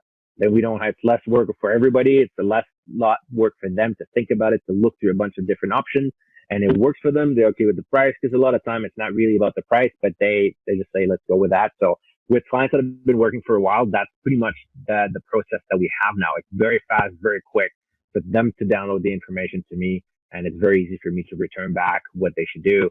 And it takes a lot less time for both of us, which is amazing. And you use an app that I'd never heard of before, which is kind of unique to communicate as your main source. You send the itineraries via email so that everything's in writing. But when you're kind of going back and forth with the client, I think it's called Voxer. Is that right? Yeah, correct. Yeah, it's kind of a walkie-talkie app. And it's great because, and sometimes we'll have almost a phone conversation to the walkie-talkie. Well, they'll be talking and I'll be listening. So you can do that. You don't have to wait till it's done to listen. And oftentimes they go do something else and they come back, and they just we communicate when it works for each of us, right? But it's voice. It's so much faster, next to a phone call. That's definitely the second biggest thing. So yeah, we do use a lot of voice stuff. I have a segment of my clients that are, I would say like 55 and above, and that's all they know. It's talk phone. They build relationships based on flying across the pond and shaking hands over a scotch after a dinner, coming back, done deal, right? And then they always call. So for them, the Voxer and the walkie-talkie is really great, because now they can, with the time zones and everything, they could get it off their chest whenever they want to, and I get it when I get up, and we just communicate that way, and it makes it very efficient, as opposed to wait for emails and inboxes and all that kind of stuff. So it's a pretty cool app. Yeah, I'll link to it in the show notes if anyone's interested in kind of integrating it into their agency. So you talked a little bit about consolidators or wholesalers earlier. So where do you typically end up booking your clients there? Is it mostly done in the GDS or? Like what percentage is GDS versus consolidators? Do you ever book like direct on the sites? It's pretty much 90% of the GDS, I would say. It's Mm-hmm. probably even 95% of the GDS, like a handful with the wholesaler. And then I do happen sometimes, sometimes you get a client that gets a percentage discount because their TV screen wasn't working and you can only redeem those online. So, and because to me, the business is based on, I get compensated for the work I do by the client. And if I happen to have to book on a website because somebody wants a Southwest flight, for example, I don't get commission anyway as a Canadian. I don't know if anybody else does, but I think it's straight across the board and nobody does.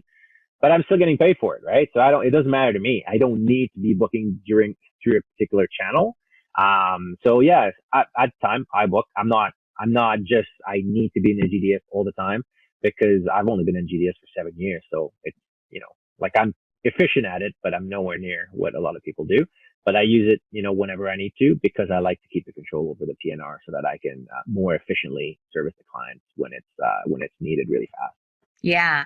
And one thing I learned from you when we were chatting was kind of how frequent flyers play, I should say, like within consolidators. And if you're managing the program, one thing that you have to be aware of, if you're going to book into consolidator. Can you chat a little more on that?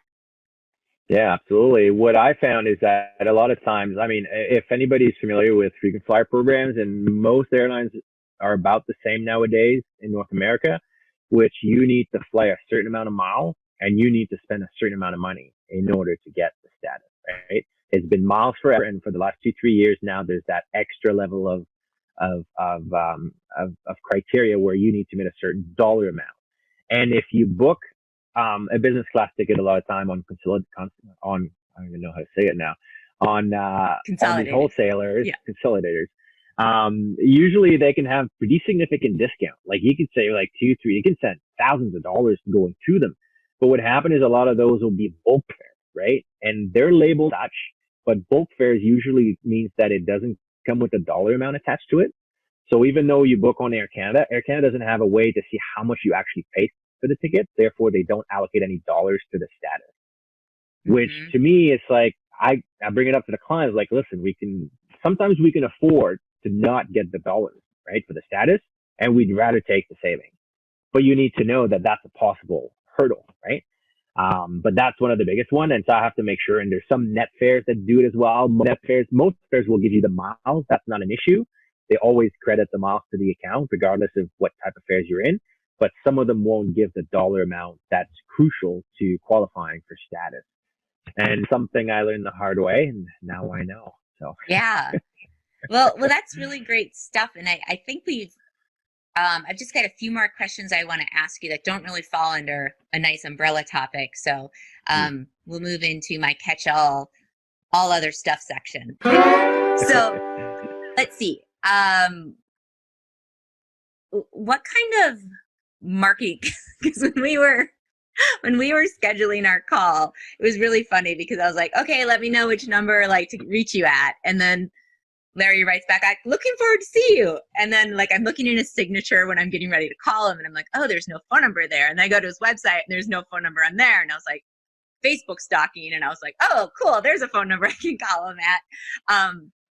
But what kind of clearly you don't do tons and tons of marketing because the phone number was hard to find, but zero. What kind of zero? Okay. So no social media, no networking groups, nothing. Not for clients. I mean, in a sense, you do when you network, right? And because you build relationships, eventually you get to, hey, what do you do, right? And once you build that relationship, then I guess it's a kind of marketing, same as referrals, which is word of mouth. But that's pretty much all I go on. That's how my business started, and that's how it's grown. And sure, it's a little slower at times, right? Because you need to spend time to build trust with this client before they feel comfortable putting another relationship that they have with somebody else in your hands, right? To get that trust directly. So it's really touchy, but it always makes really good referrals and really amazing clients. And then once you've got some good clients and and the good thing about referrals is that a lot of time I'm very transparent about fees. because I feel like everybody's used a travel agent before and nobody's ever paid anything. So I just want to make sure I'm just like, listen, there's a fee to use my service. And I always bring it up. And most of the time I get, that's fine. If Johnny pays it, like he referred me to you, I'm sure if he pays it, it's fair and I'll pay it as well. And so that's another reminder that the hurdle with the fees is often on the side of the advisor, so much on the side of the client. But yeah, so I don't really do a lot of stuff. Like I tried over the COVID, I did a few videos to help out people and give them information about new rules and regulations and credits and what they can do and all that kind of stuff. That's pretty much the extent of it. Like I don't do anything specifically targeted to getting new clients in terms of Facebook ads or Instagram ads. I mean, I have accounts, but I don't really use them for that. But often here and there, I'll say something and somebody will go, "Oh, you do that?" And then maybe that gets me a lead, I guess. But I don't. It's not deliberate. Mm-hmm.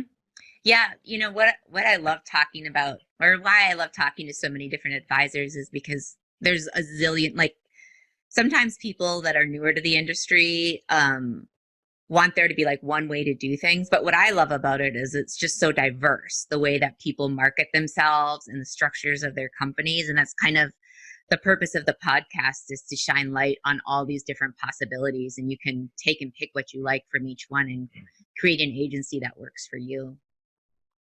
You know, I'll tell you a story though. And I guess in a sense that is marketing, but now that I think about it, it is.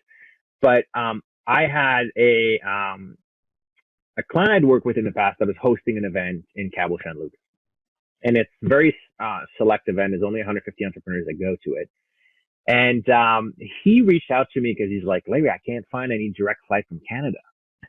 And then I looked into it and I was like, well, because you picked the slowest period of the season, because he's renting the whole hotel. And obviously when nobody's there, yeah, sure, have the whole hotel.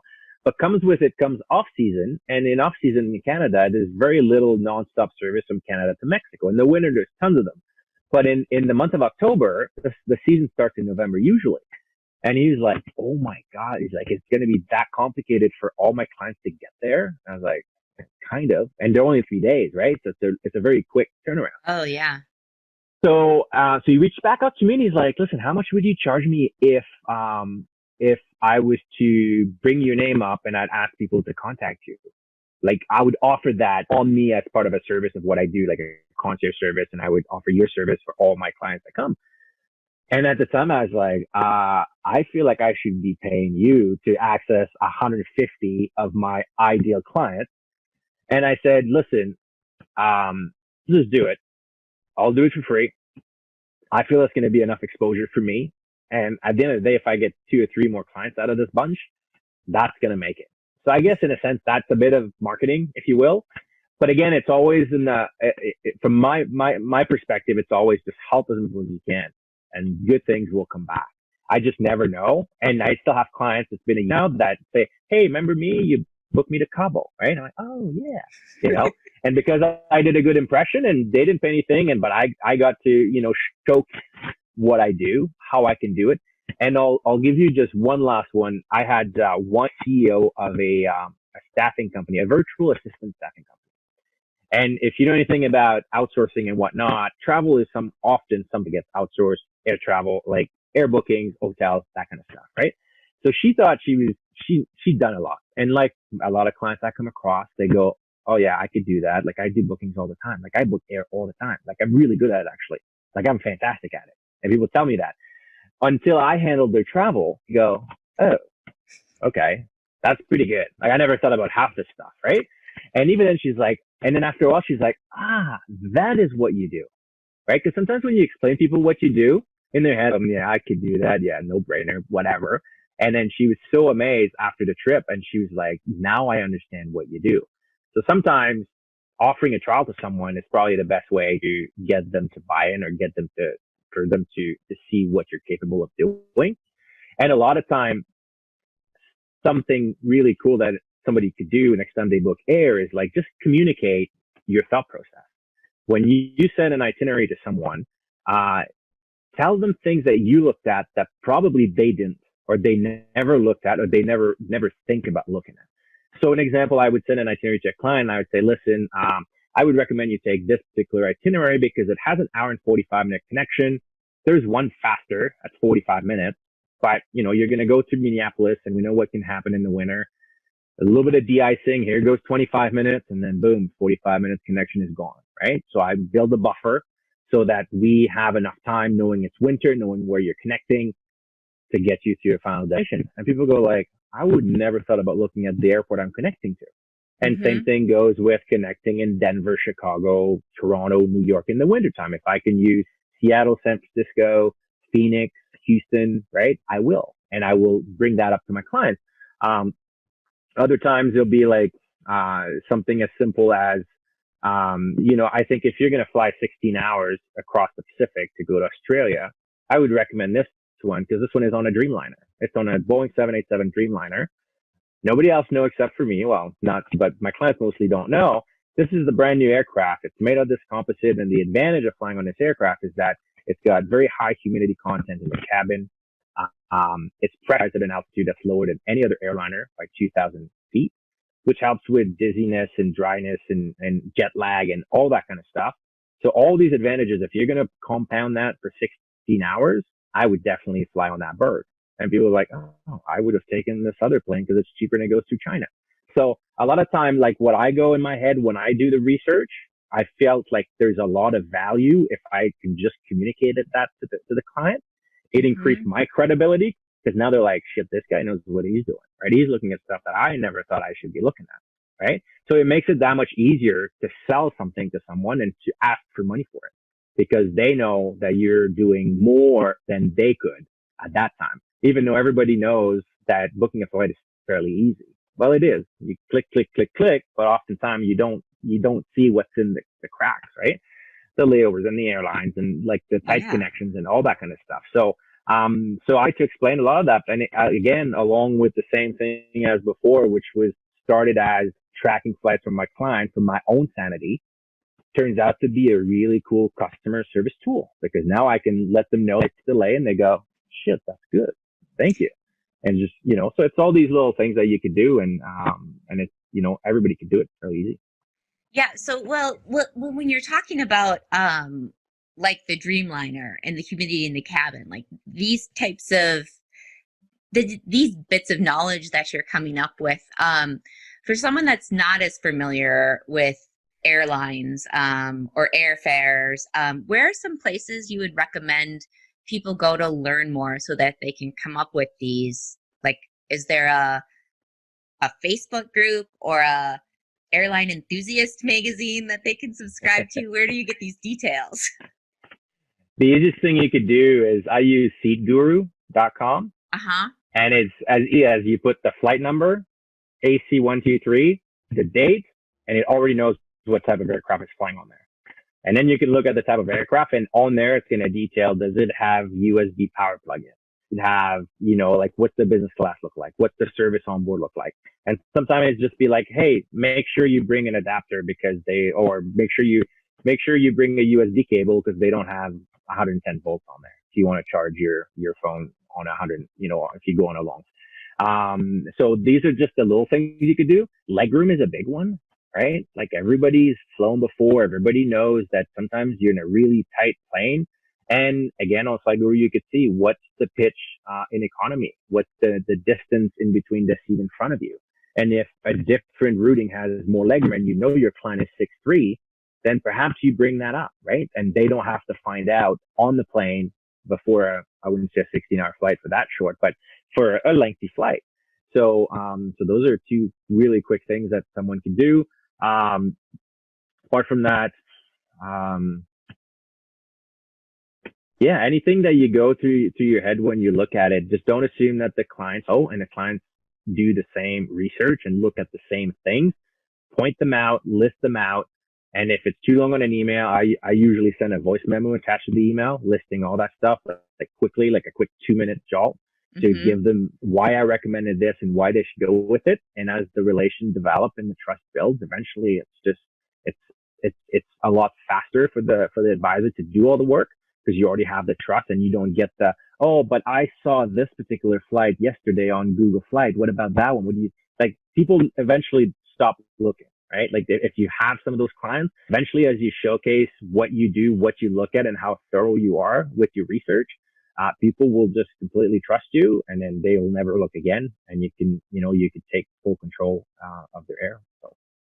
Yeah. Well, the other thing I want to mention before we start to wrap things up is if an advisor really likes the structure of your company, and so you had talked earlier about it's your hope that they can apply kind of the theory of the fee practicing to whatever their niche is, and wherever their passions lie.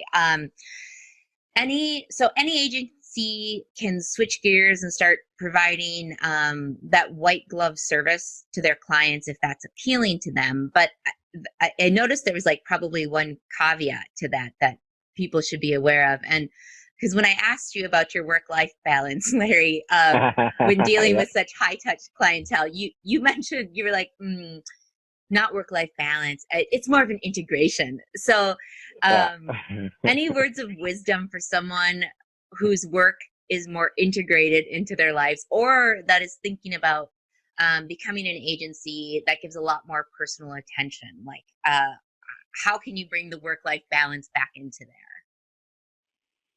Yeah, see, for me, if I had to redo it again, I would really pay attention on what I put into. So this is how much it's going to cost, and this is what I'm going to do.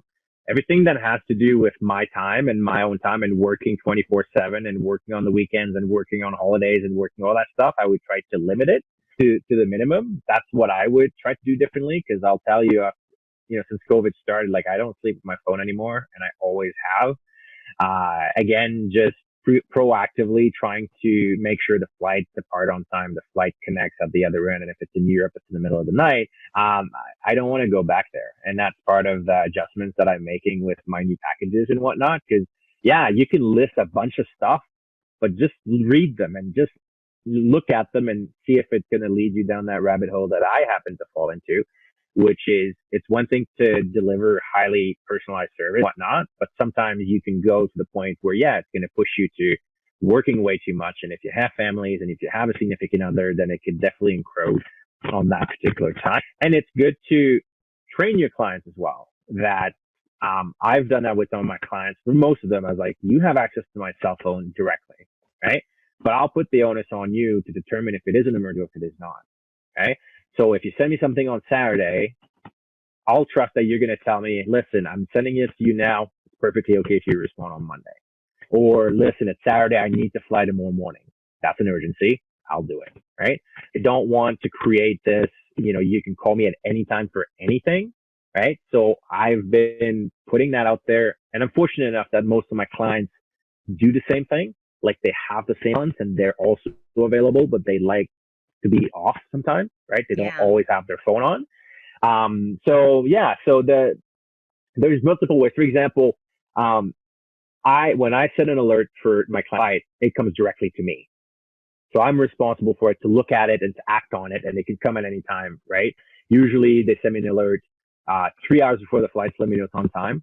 Anytime between that and the flight departure, if there's any delays, they'll let me know. It's going to let me know when the flight is airborne, and it's going to let me know when the flight's touchdown. But if I didn't want to take on all that work that potentially can turn into a 7-day, 24-hour whirlwind, I can just sign my clients up for it, and they can get the email, right? And they'll get the updates and whatnot while they travel, right? So are you going to be able to charge as much as if I did what I did? Maybe not, right? But it all depends on the level of commitment you're willing to do. But at the end of the day, if you're not going to go all out and specialize in airfare, the point is not to go that deep down the rabbit hole.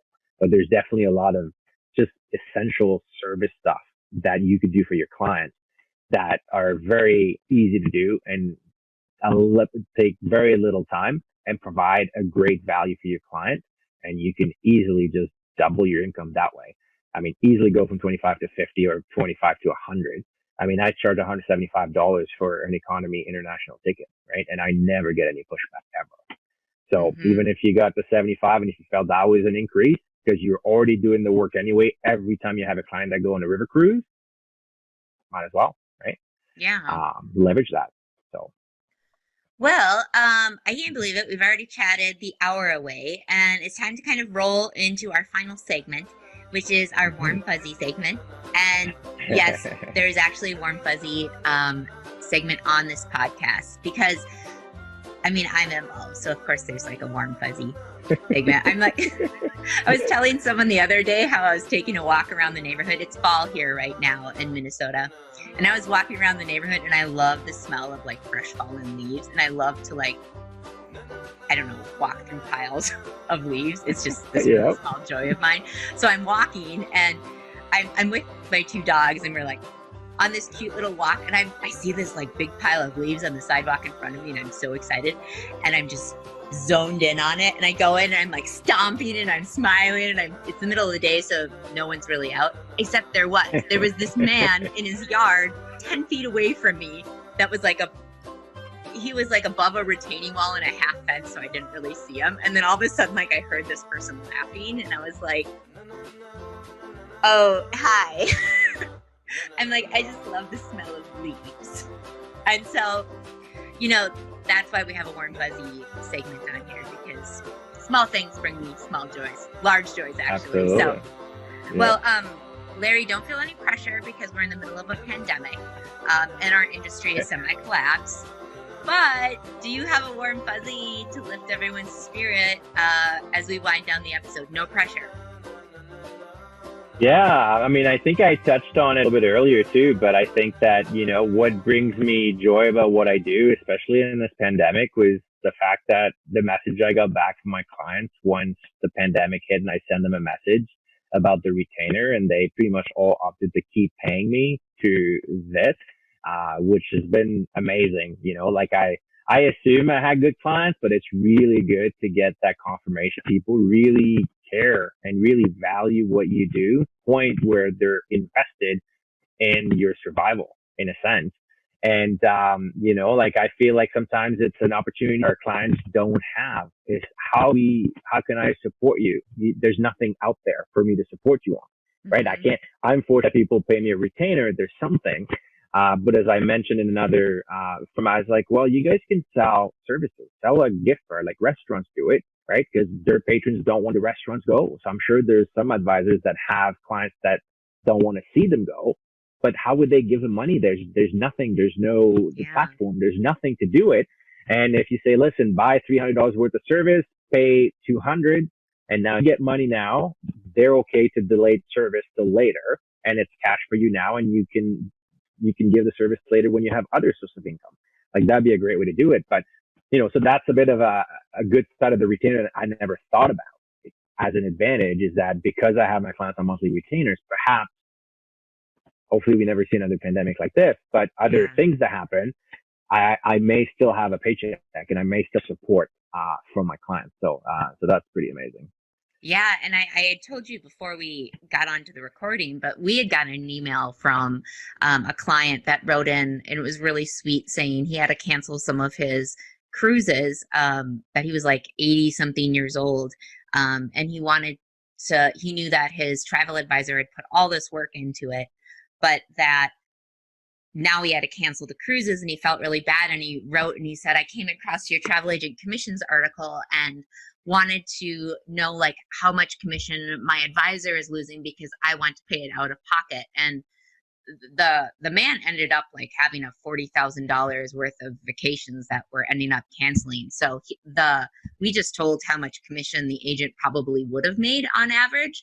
And he paid that whole amount as like a quote unquote tip to the advisor. So that it's just super sweet. The kind of outpouring of support from clients when they're able to. So, and this client is good. This client reached out on his own, right? I'm sure there's a lot of clients that would do the same, but just don't reach out and don't have a way. So yeah, I mean, it was so cute. I was like, an 80-year-old man, like going online, searching like travel agent commissions and coming across our article and writing us like the amount of work he went through was just like heartwarming. It was just adorable. All right. So, well, hot diggity, we are wrapping things up. So, Larry, it was an absolute pleasure to have you on the show today. I can't think of a better way than to have spent my day with all of you. So, thanks for joining us. Absolutely. It was a pleasure. Thanks for having me. And it's always great to talk fees and airfares anytime. Yeah, and don't forget to check out for those that are listening. First of all, if you want to learn, more from Larry about all his airfare tricks, you can go to airfareconsultant.com/HAR. And for those of you that are listening, don't forget we talked about our income reports surveys last time, and now our income reports are actually out. So check them out on Host Agency Reviews. I'll give you a little teaser and let you know that the average income for the hosted agent that is full-time and has a few years under their belt. Larry, can you give me a drum roll, please? That's a very soft drum roll, but thank you.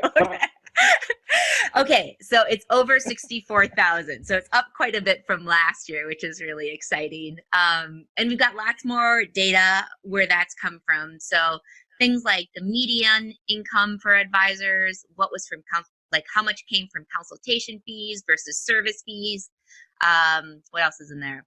What percentage of advisors earn over 100,000? And lots more. So visit hostagencyreviews.com/blog. And from the TAG drop-down menu, you can select travel agent surveys, and that will pull up all of our surveys. And that's all for now. We'll see you next time. Well, how about that? Wasn't that really spectacular? If you liked the style of the interview and found it a really valuable learning tool, make sure to subscribe to our podcast and or our newsletter so you'll never miss an episode of TAC.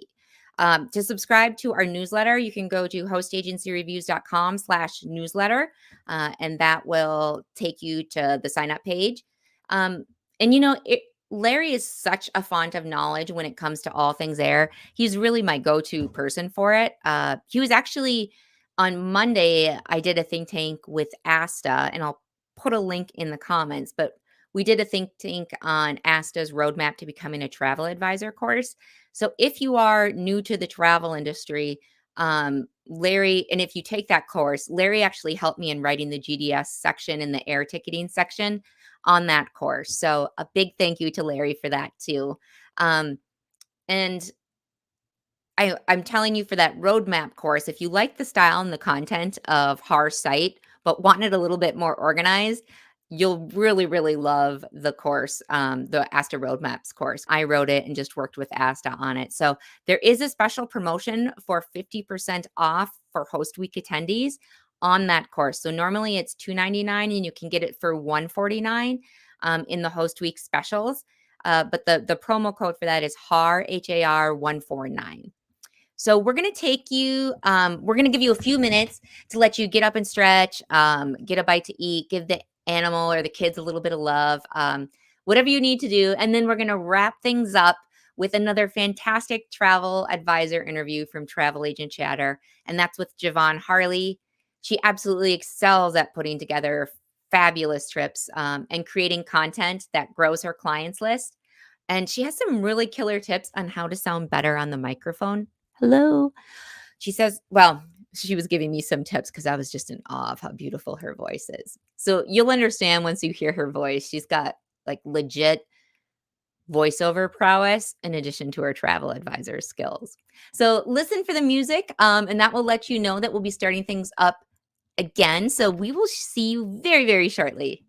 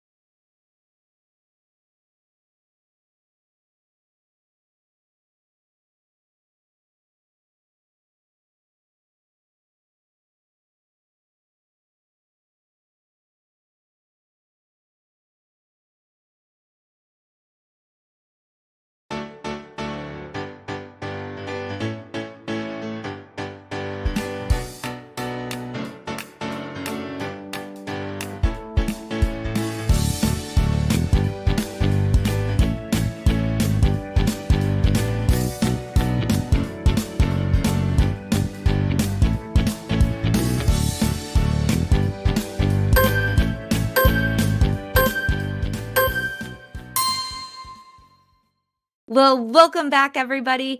I've already mentioned numerous times today about where Javon excels, and the truth is she just really excels at being a very successful travel advisor. So I don't want to keep you in suspense any longer. I'm going to start rolling tape from my interview with Javon. And it's pretty awesome because we taped it earlier this year and it's summer outside and I'm outside during the interview. And right now it's the wind chill here in Minnesota is -30. So I'm going to really longingly be looking at that and be like, oh, it was so nice to be able to go outside and not worry about freezing to death. So please sit back and relax. If you want to take a walk and listen to this in podcast form, we'll go ahead and put a link in the comments for you. Otherwise, you can just, roll the video in the background and listen to it. So let's head on over and see what Javon has to say. Today's episode is bursting with ideas from an agency that has drilled down into multiple niches.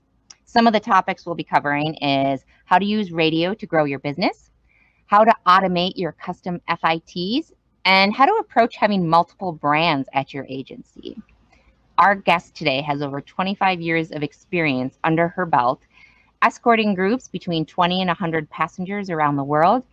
Her specialty is private and special interest groups, as well as promotion and come-along trips with radio stations. So there's a lot of fun stuff to unpack, so let's get on to the show. Hello, everyone. I have missed you. It has been a few months since our last in-depth Travel Agent Chatter episode, but hopefully you've been able to tune into some of our Friday 15s that have been happening in the interim. So that's right, folks. If you're just kind of tuning in, we got a little bit crazy in our Travel Agent podcast feed, and now we have two different types of shows that we're pushing out via it. So this that you're listening to right now is our Travel Agent Chatter feed, which is where we talk in depth with travel advisors from all corners of the industry, and we kind of figure out what makes their agency unique and successful. So today's guest is Javon Harley, the owner of Advantage International. She's also the owner of Traveling While Black, and she is the host and producer of the radio show Traveling Culturati. She's a woman of many talents. So it's going to be a really fabulous conversation because she has a lot of insights and she does things there's some really unique aspects to her industry. So first of all, she's one of the few agencies that I know that has used radio effectively to grow her client base. She's really just a content machine. She has 154 pages of blog posts, if you can believe it. Now, she's been in the industry a long time, but it's still pretty impressive. And I just also have to share with you that when I asked her about her 154 pages of blog posts, she was like, oh, is that good? Like, I was thinking I was behind on things. I was like, that's amazing. So I think it's safe to say with $2 million in sales and the fact that she has a very popular frequent traveler program for all of her super fans, that she is doing something very right with her agency. So before we meet Javon and bring her on, just a quick reminder that whatever format you're consuming Travel Agent Chatter in, whether it be via podcast, a video on our YouTube channel, or if you're reading the transcript on the site and want to see the sprinkled pictures of Javon throughout it, traveling around the world, we have got you covered. So any links and resources that we go over on today's show, those will be in our show notes. You can find those by visiting hostagencyreviews.com/TAC and clicking on episode 20. Now, to give you a quick itinerary for today's show, we're going to be breaking it down into 5 segments. The first is beginnings. We'll kind of learn a little bit about Javon's history. We'll talk about her business structure and some unique aspects of it. Then we'll move into talking about radio and how she's used radio. And we'll finish it up with our second to last segment that goes into the customized FITs that she plans. And then we'll move into our last segment, our usual last segment, which is the warm fuzzies. So there's so much to unpack today. I can't wait to start picking Javon's brain. So let me bring her in. Javon, welcome to Travel Agent Chatter. Hello, Stephanie. Thank you so much for having me. I'm so excited. Oh, it is so darn fabulous to have you on today. I'm super excited. Well, I'll tell you what, because I'm really excited to have you on, but I'm nervous, which I'm not normally nervous. And if you haven't noticed this yet, people will notice this because Javon has the most gorgeous radio voice ever. it's so silky smooth and composed, and it's kind of dreamy. And so I feel a little self-conscious. I've been drinking water all morning and I've got 2 things of water because I'm like, I'm going to be like talking alongside Javon, and I have to make sure my voice sounds good. And I'm very hydrated. Fabulous. You sound fabulous. And it happens. I did a presentation to children ages 1 through 5, and I was so nervous because I'm used to presenting in front of adults, and these children made me so nervous. So that happens. I know. I was just like, how do I make myself sound so much better? So we're going to ask you about that in a little bit, but this is one of those Travel Agent Chatter episodes where we're able to tap into the brain of a longtime travel industry veteran. So she has been in the travel industry for 26 years.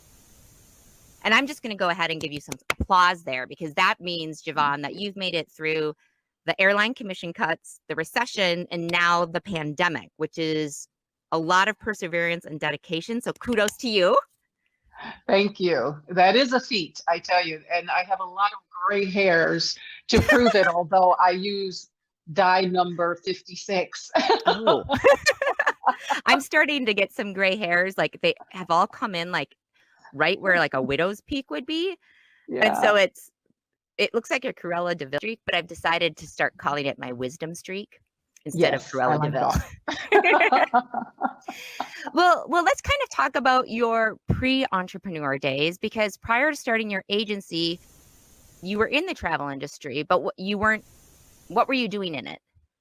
I worked for an airline consolidator, and actually even before that, I was into retail merchandising. I wanted to be a buyer and in the fashion industry, but I was a little derailed with that and decided to just take a travel agency course.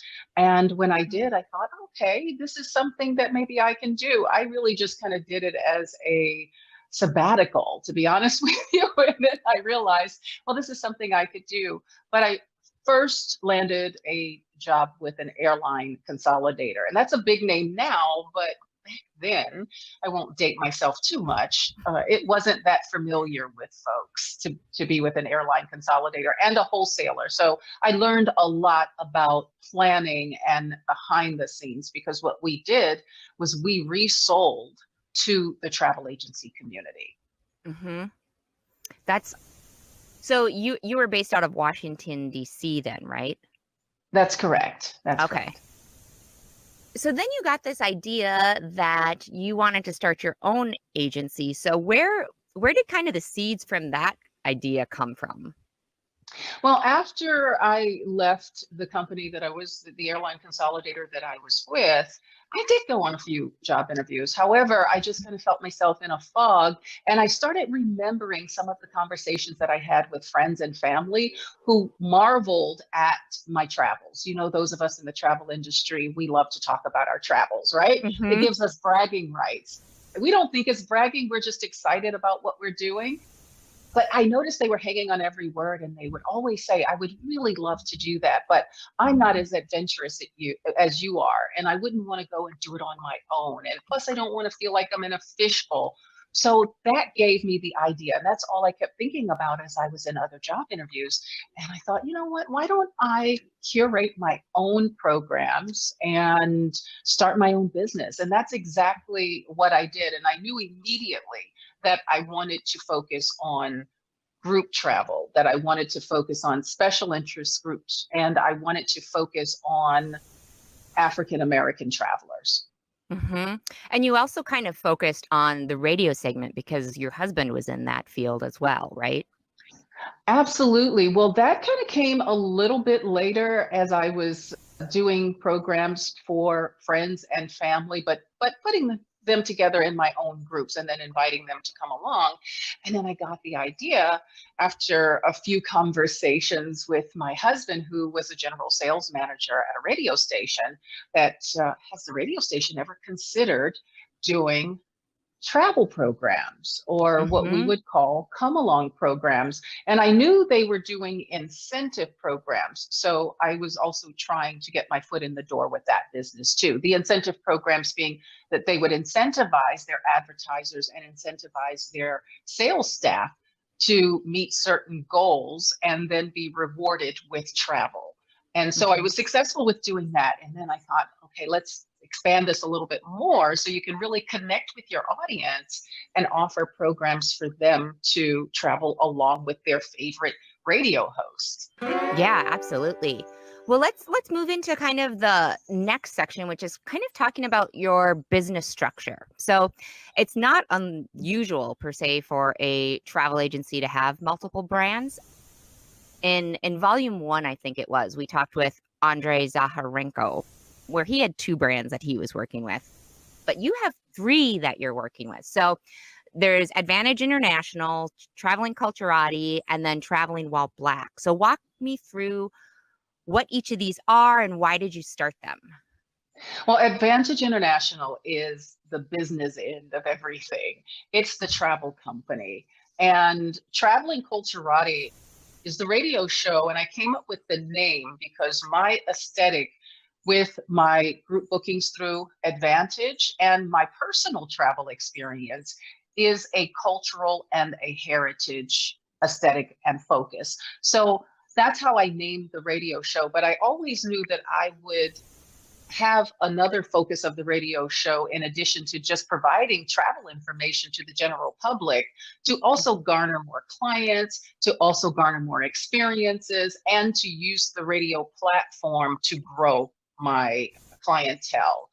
And Traveling While Black, now that's interesting. So that came about in a very casual conversation more than 20 years ago with my husband and myself. We now partner, and he left radio and started working with me about 15 years ago. So it came about in a conversation when we talked about the unique experiences a Black traveler faces through conversation, through reactions, and just through the whole booking process that we noticed in making our reservations with the travel industry once they knew that it was a Black travel group. So we started saying, oh, this is Traveling While Black. We've all heard of Driving While Black and all of these things. And it's not necessarily a negative connotation. It embodies all of it, the good, the bad, and the ugly. There's some things we do within our own community that we laugh at and becomes a part of Traveling While Black as well. So we had grabbed that URL, travelingwhileblack.com, but for so many years, we just pointed it to Advantage International. And a couple of years ago, we decided to use it on its own exclusively for a marketing brand, because all 3 really are cross-promoted. Advantage, as I said, it is the business end. It's the company that makes all of it has the expertise in arrangements, but Traveling Culturati are the travel. And Traveling While Black are those experiences that happen, and we know that to our travelers, to those experiences. I have to tell you, I love the name Traveling Culturati.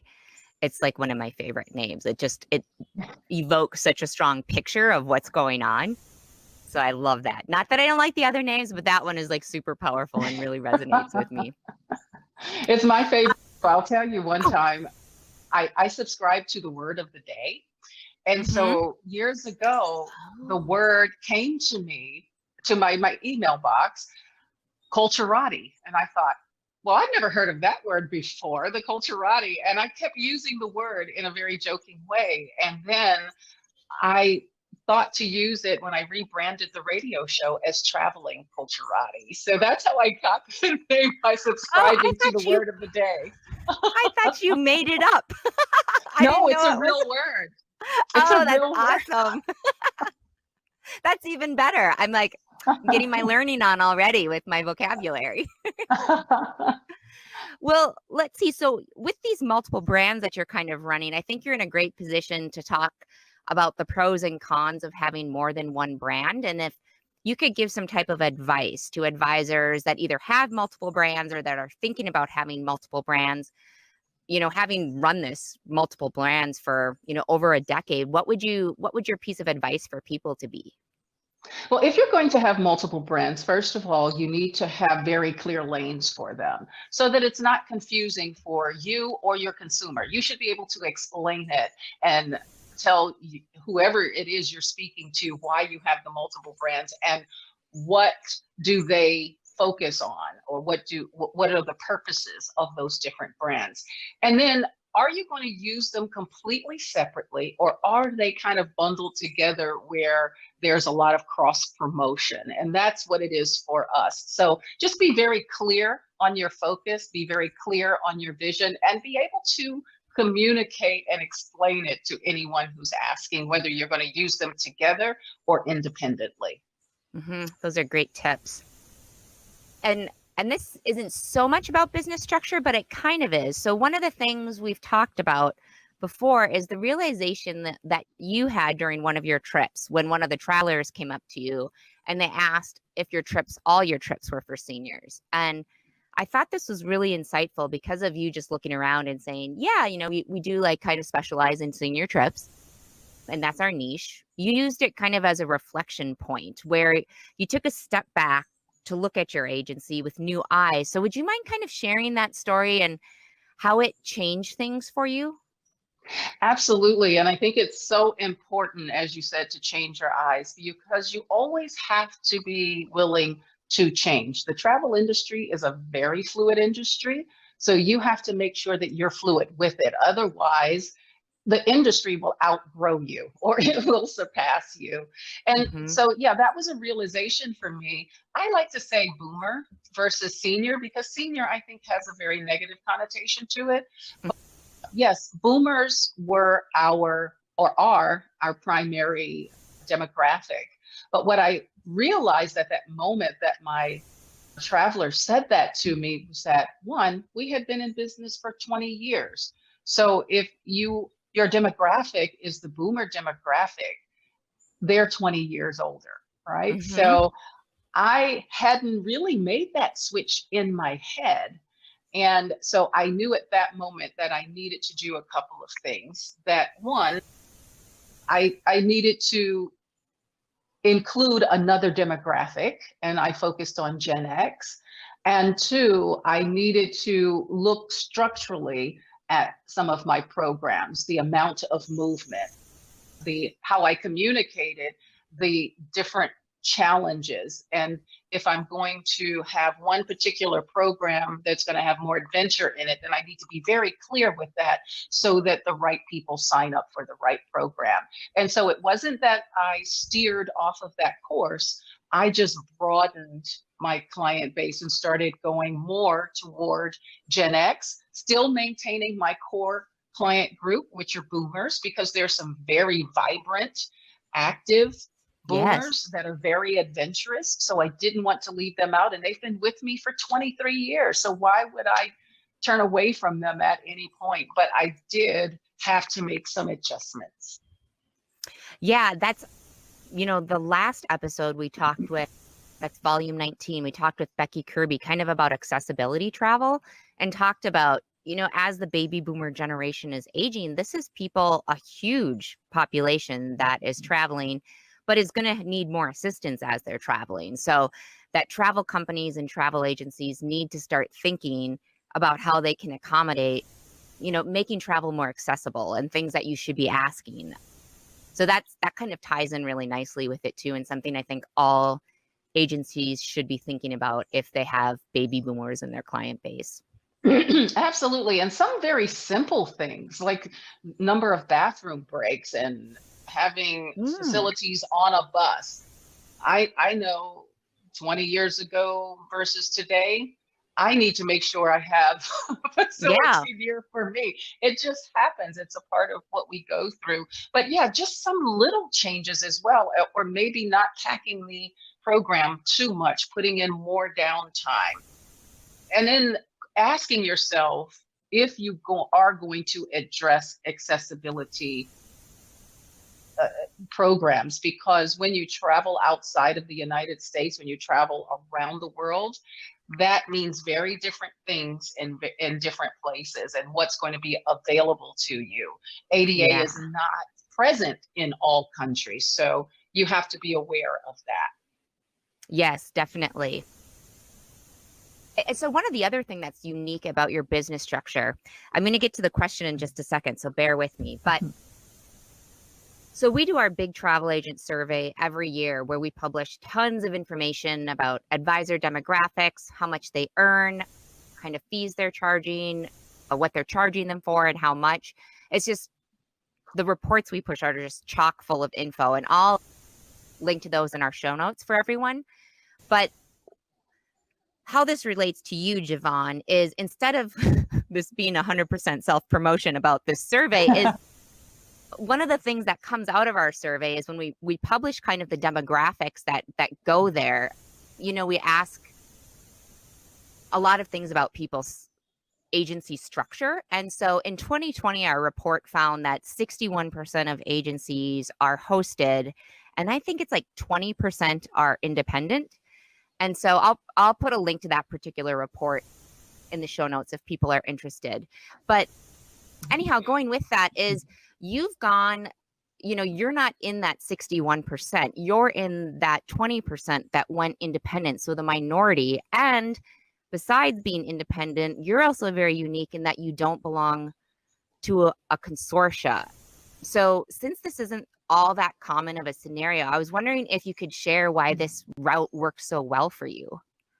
I think probably it stemmed from my beginnings in the travel industry that I have never worked for a full service travel agency. I have only worked for a consolidator or a wholesaler. Mm-hmm. So when I started my business, I kind of stayed in that same lane as far as the back end of the business. So I knew contract negotiation with the airlines. I knew contract negotiation with the hotels.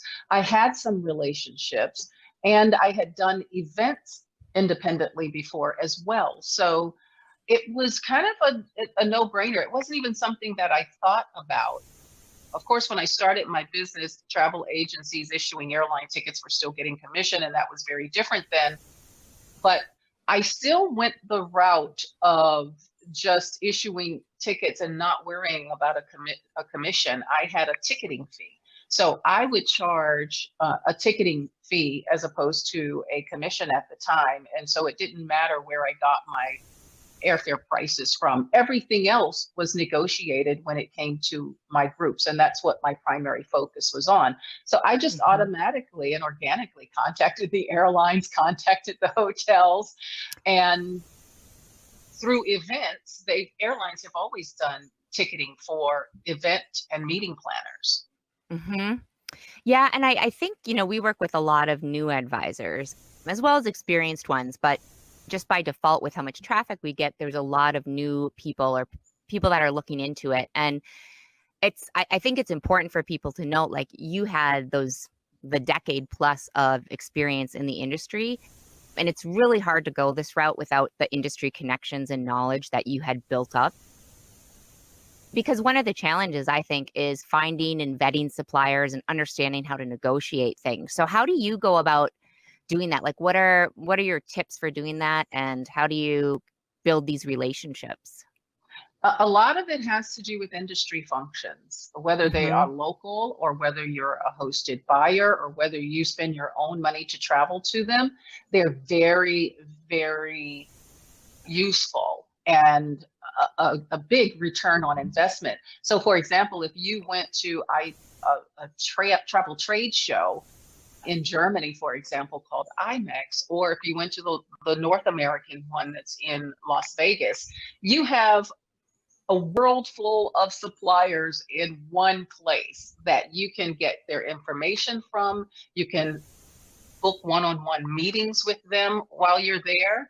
You can exchange your business cards. You can go to networking events. So it is really about relationships. And anytime you can put yourself in front of people versus just a phone call, sometimes we have to just you put directly in front of someone, always going to have a better impression. It's going to have a lasting relationship. And you're a travel agency, but you specialize more in kind of the MICE, the meetings and events and conferences, conventions side of things. So the events that you're talking about, like IMEX, those are more for people that are doing large groups. Is that what you'd say?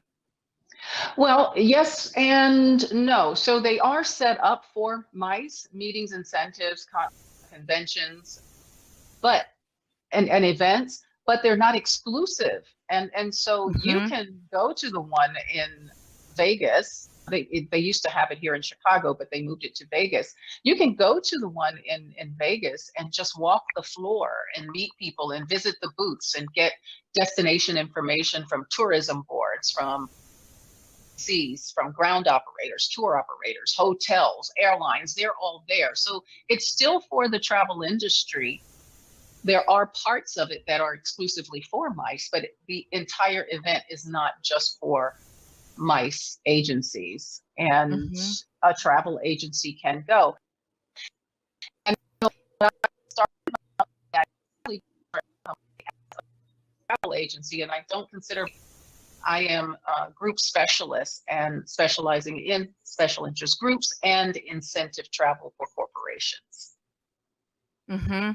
And you've made a lot of connections with DMCs and tourism boards that you use to kind of put special tweaks within your itineraries to really make them unique to your company.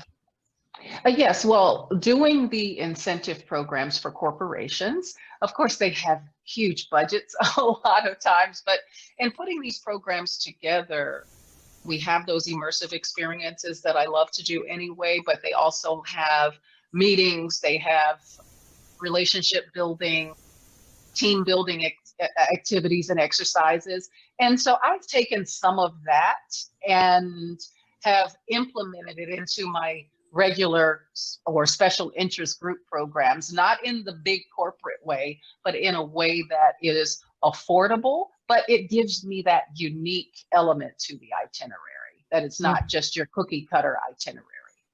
Exactly. And what are your favorite, you mentioned IMEX, and what are some of your other favorite events to go to kind of network and get to know these people? There's EIBTM, if I can remember all of the acronyms, to be honest with you. There's That one is tricky. Yeah, there's ITB. ITME. Yeah, there's ITB, EIBTM, there's an AIBTM, and so the E and the A is European and American. Okay. And then there's smaller ones, regional, and there's just too many to list or remember, but there are a lot of smaller regional ones as well, depending on what the destination is. Yeah.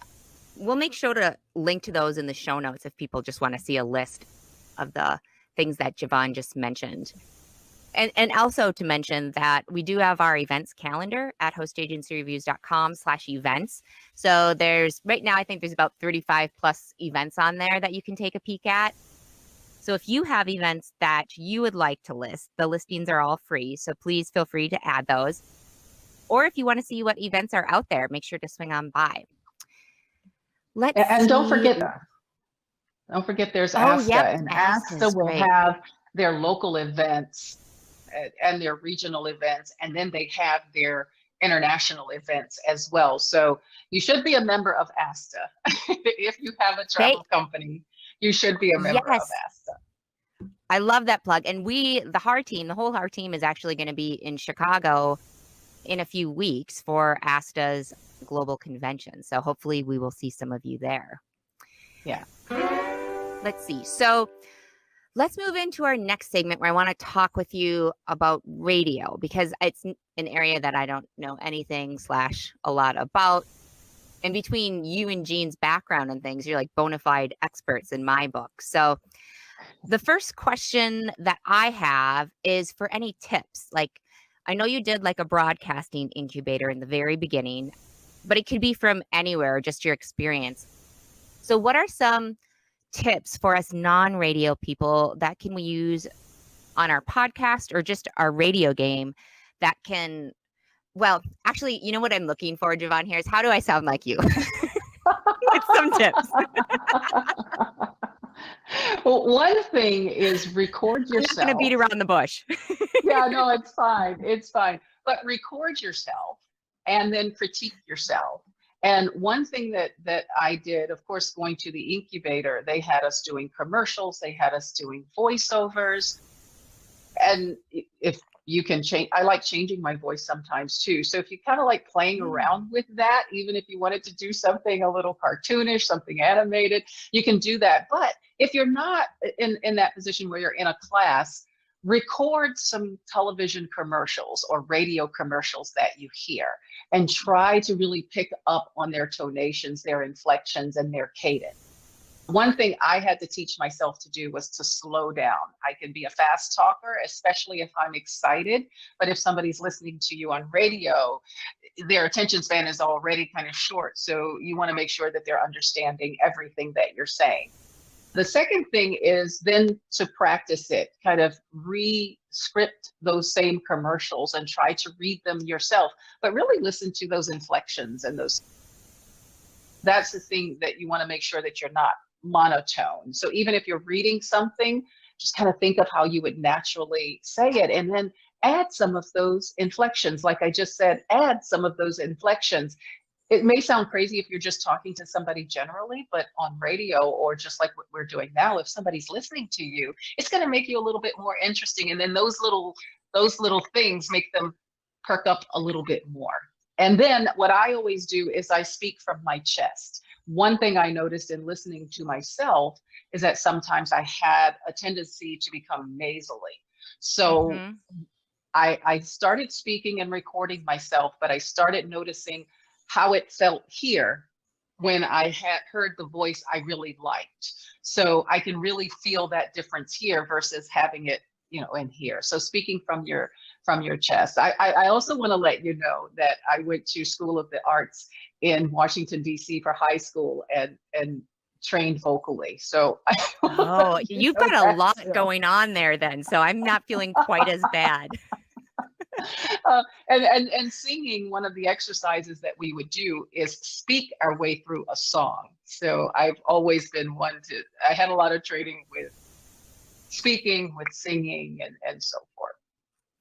Those are fantastic tips. And I am going to apologize in advance, everybody, if I'm just putting random intonations in during this and sound ridiculous.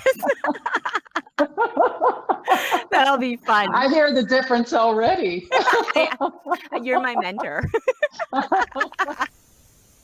and also just bringing this back to, well, we're just going to do another plug for ASTA because I know ASTA has media training. I don't know if they have a radio specific one, but I know they have media ready trainings for advisors that they can take to make sure that they better understand how to look good on camera and how to speak. And I think a lot of the consortia do as well. So make sure to tap into those resources.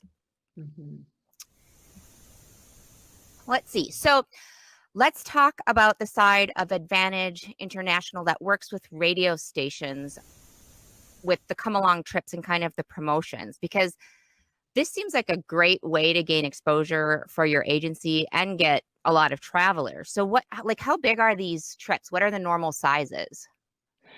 Well, it really depends on the destination. A lot of times if we're doing something for the Caribbean, we can do hotel buyout. It could be something very like a single market versus a multi-market. And then on something more long haul, it's probably around 100 people. Okay.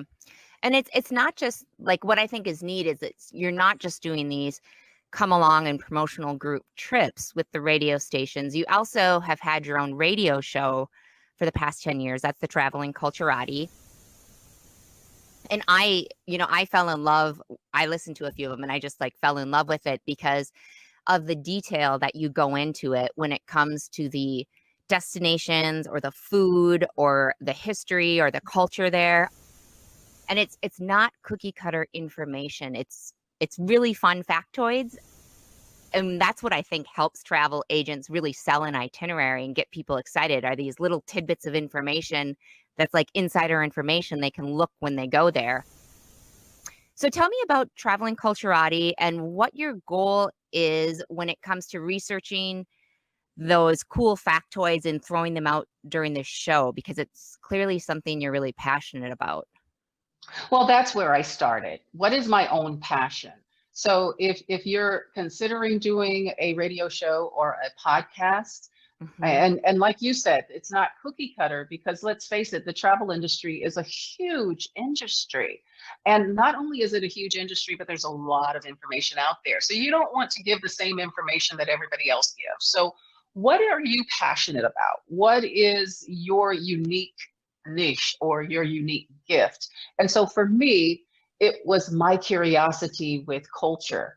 And so that's why I came up with the name Traveling Culturati, even though it dropped in my box from the word of the day. So amazing. These were the things that I enjoyed from my personal travel. And it's the same thing I do with my business. It's what I love personally about travel, and I'm sharing that with my clients. So I'm doing the same thing with the radio audience, is I'm sharing my passion with them. And you have to start there. Otherwise, you will start to sound monotone, and you won't be excited about what you're talking about. So when I rebranded the show Traveling Culturati, I wanted to bring that forward. And so when I would take my trips, when I would develop my programs for Advantage, I would also reach out to tourism boards and to destination management companies or guides that I had met along the way and said, I would love to have you on my show to talk about taiko drumming in Japan, or to talk about a tea ceremony in Japan, to talk about the naming ceremony in Ghana, or maybe hieroglyphics in Egypt, how wine is made, maybe talk about how something gets to a table. What is the favorite dish of the country? Or what are the 3 most defining cultural aspects of your culture? So again, it all went back to the things that I love to find out about when I traveled. And I thought they would be of interest to other people. And it has proven that they are. And Black history is something that's also very important to me as well. And so bringing that to my audience, and one of the things that really resonated with me and made me feel wonderful is that a listener, an avid listener A super to fan. my show, super fan from California, an older white gentleman, he sends me emails all the time, but he said, I never would have traveled in search of Black history if I hadn't listened to your show. And it is absolutely fascinating, the things that I've learned, the sites that I've visited, and the foods that I've tasted, and the cultures that I have experienced. And even here in the United States, if it hadn't been for you encouraging us to seek out these things. And because he's a retired ranger, he sends me these nice little spots in national parks that are either placards or trails for Black history, which I absolutely love. Cool. That's really neat. Yeah, there are a lot of Black history trails in national parks, and a lot we don't often know about that. Yeah, that's fantastic to have made that connection just via the airwaves. Yeah. So again, speak your passion. What are you passionate about? And people will find it interesting because you're passionate about it, and that's going to come across in your delivery. Yeah. And, now that we have the internet and you can reach everybody, I guarantee there's someone else, at least one other person in the world, that is just as excited as you about cockroaches or whatever it is. Or if you like spas, then you can give people tips on finding the best spas, tips on how to put together a spa vacation, or the do's and don'ts of a spa vacation, or how to behave in a spa, the different types of spas. So again, whatever your niche, whatever your passion is, that's what you want to talk about. That was a lot better example than cockroaches. Well, let's so if somebody's, I'm curious about the route that you go to get a radio show, because I don't know anything about that. So if an agent wanted to kind of experiment with doing a radio show, do they just need to reach out and kind of pitch the idea of a radio show, or how does that work?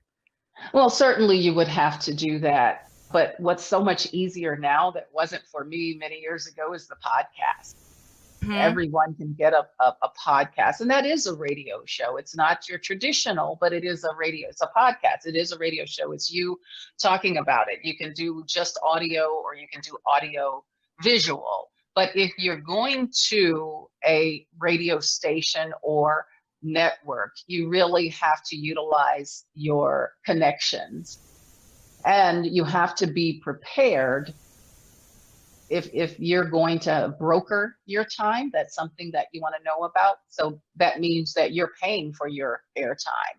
Or if you're going to get sponsors for yourself, or if you are a broadcaster, which means you're licensed and you have the broadcaster card and media card and so forth, they may hire you. But more than likely, you have to either broker your hour or you have to get sponsors, and you want to them for that or with that already in mind. But the easiest route to go is the podcast. Yeah, I have to say, I had started ours having no idea what I was doing. I honestly still don't know what I'm doing, but we did do an episode, and I can't remember which one it is, but where we talked about podcasts and how to start a podcast. We had 5 or 6 different travel podcast hosts on there and talking about their experience. And if this is something that speaks to you, definitely go back and listen to those episodes, because I learned so much from it on different ideas on things I can do within the podcast. It's really helpful. Let's see. I'm outside right now, and so in the middle of a heat wave wearing a long sleeve shirt. I'm not sure what I'm doing, but there's all these bugs flying around me. Well, good thing you're not on the East Coast and you're dealing with the cicadas, although they're ending their 7-week cycle, but still they were a nuisance all the same. Oh, I'm and so talking glad. about eating bugs. Yeah, I'm so glad. I don't know how I'd handle that. Well, let's see. So just talking about kind of this interest in cultural things, or even like these fine specific details that can really help someone sell a trip or an itinerary or destination, and they want to integrate some cultural learning with their clients. What's an easy step they can take to do that? We talked about it a little bit, but do you have any other tips? I think tourism are very, very useful. Whether you're looking at tourism or the city or region. The other thing you go to, and on their site, you can also find cultural programs. If you just put that in cultural tour, you can see what different ones are. For the tourism boards? Yes. The other thing is and I highly recommend, is go to the bloggers. Who's blogging about that culture? They have a lot of insight, because usually they are there themselves, and maybe they're even offering these programs, or maybe they know so much about it because usually bloggers that they know about. So if it's a food wine blogger or a spa blogger or a cultural blogger or whatever it is, I find a lot of information from bloggers. Like when I go to a destination, I'll see what local bloggers write about in reviewing restaurants. And so rather than these very broad lists, because they're there and they're doing it locally all the time, use the same principle for cultural programs. Yeah, I just eat that stuff up. Like, I mean, very similar to you, I'm very perpetually curious. And I know that my experiences in destinations are so much deeper and really helps my understanding of things than if I just go to a destination and see a very superficial view of things. If I can, have a more rounded view of things, I always have a much better trip. So, yeah. And just think about what culture see. is. Culture is food, it's music, it's the arts. It's even, political things that are happening. For example, one show that I did was street art, because street art is a very cultural expression. And, we had the Black Lives Matter movement that really was highlighted this past year, but there are a lot of street murals about it. I had a muralist on, a professional muralist on, who talked about the street art that she does, painting entire sides of buildings, or even how some of the street art has made its way into the museum. Of course, it's an outdoor museum because street art is everywhere, but sometimes that street art is expressionist. So just kind of think about what culture is. What is that definition of culture? And there's so many areas of it. That's so true. I'm based in Minneapolis, and after George Floyd's killing, obviously we had some problems, and a lot of businesses were boarded up. And while it was a very difficult time, in our neighborhood, it was also very beautiful. Like, the murals that popped up on all that plywood was just gorgeous. I would go around and take pictures of it. And I sent it to my friend in Tokyo, and she was like, Americans are so creative. She's like, I had to show all of these to my friends. It's so beautiful. And I was like, I know. And they ended up coming up with a project where people could submit the pictures of all this beautiful, the street murals throughout Minneapolis during the civil unrest, and so that we could document it. Because, people take down the plywood, and then it was like, oh, that was a really beautiful mural. So that was cool. The U of M put something together to kind of document that. Yeah, and we have to remember that culture is forever changing. That's actually how I open my cultural segment, is that culture is forever changing. And it's the arts, the music, food, but it's also sometimes politics and strife. It changes our culture. It's forever evolving. So there's always an opportunity to culturally connect with a destination. Exactly. Well, let's move into the next segment, which is where we'll kind of talk about your custom. And it's not uncommon for agencies to, dabble in custom FITs or to do them, but that's really your go-to type of travel. And when it comes to your groups, they're all custom FITs, and you work directly at the very local level instead of using a tour operator as an intermediary that uses their DMC connections. So I want to talk about a few of the unique aspects that Advantage International does when it comes to their FITs. So the first thing that I thought was really cool is that some of your clients aren't super tech savvy, but despite that, you still don't do any bookings via the phone. 100% of your custom FIT bookings are done by the clients online. So can you walk me through how that's done? Yes, absolutely. And considering, as I said to you at another time, is that with a boomer demographic, it was a little bit of a struggle, but we assured them that in that transition process, we would be on the phone with them and help them through that process. But yeah, so we put all of our efforts into the website so that there's a booking, there's a plugin basically so that we can manage our inventory, our pricing, and it can all be online. So that way we're 24/7 without having to be physically in the office 24/7. We try to answer all the questions on the website. They get a full itinerary, schedule, and we streamline so that it can be a very simple process. You just click book now, and then name and information, and then you can put in your credit card information, and then it transmits to us that we have the reservation.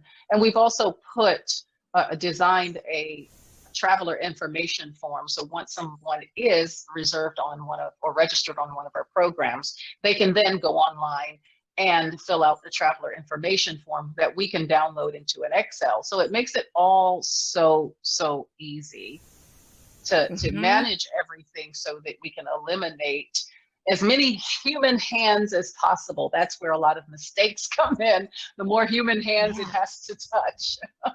Yeah, I mean, if you're doing groups of 100, having to book 100 people on, via the phone is incredibly time consuming. And so I went through the process, and we'll link to your website so people can kind of see it with your itineraries and go through the booking process. But it was really simple.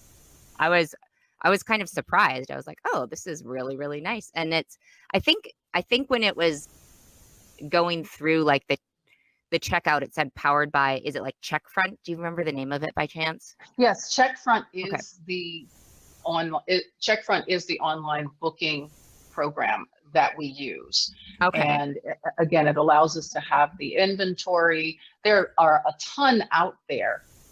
And with that, there's also a wide price range. So you want to look at different ones and to see what you can afford, what you really need for your agency.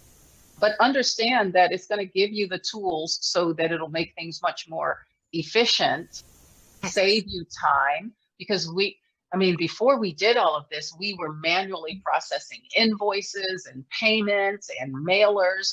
So we don't mail out anything anymore other than the final documents. Everything gets emailed to the client. So we made sure that through that booking process, they would automatically get that email to them, so that we wanted to streamline it.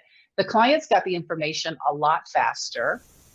Of course, we have to load the information into the system, but it also allows us to do it in an aggregate way versus an individual manual way. Mm-hmm.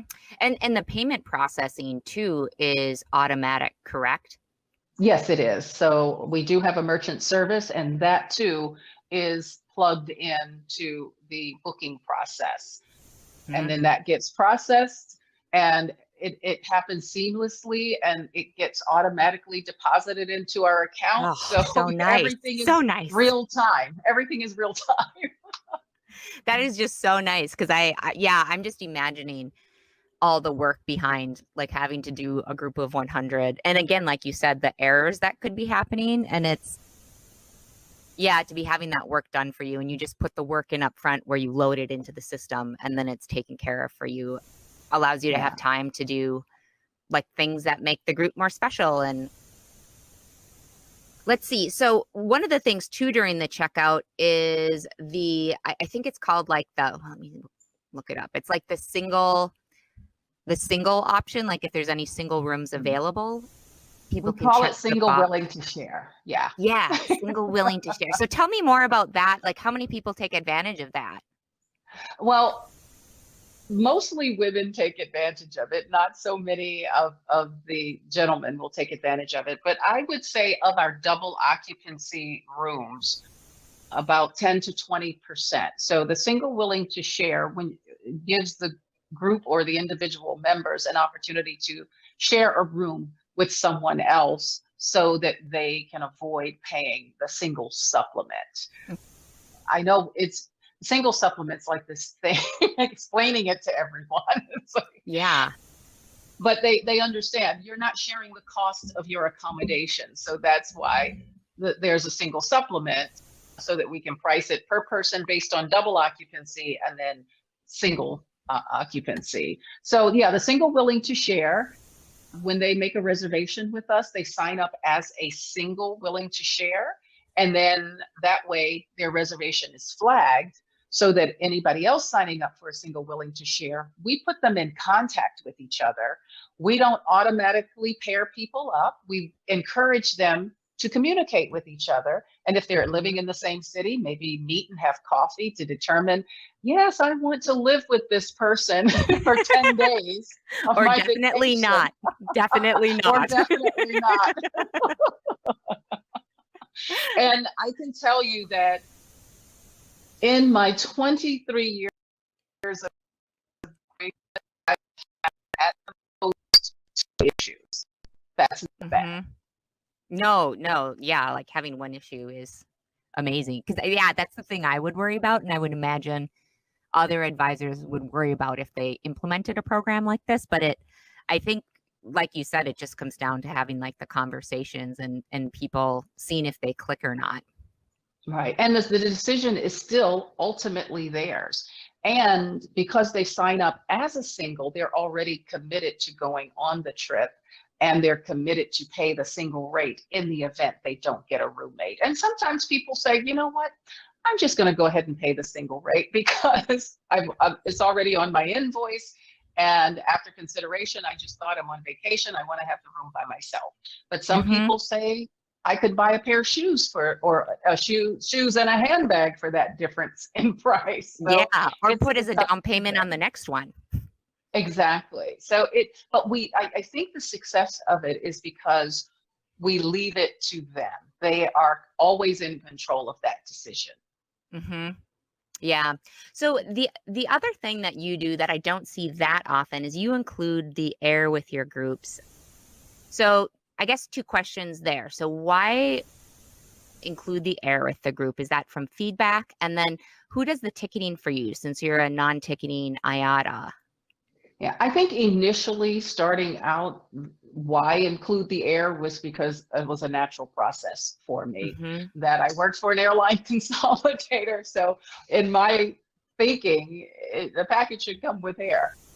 But also part of that is that the group arrives together and we provide group transfers from the airport to the hotel. So it's a great way to keep the group together. The second question that you asked was what? I forgot. Nope, no problem. I try not to ask two questions at the same time because I have a really short memory too.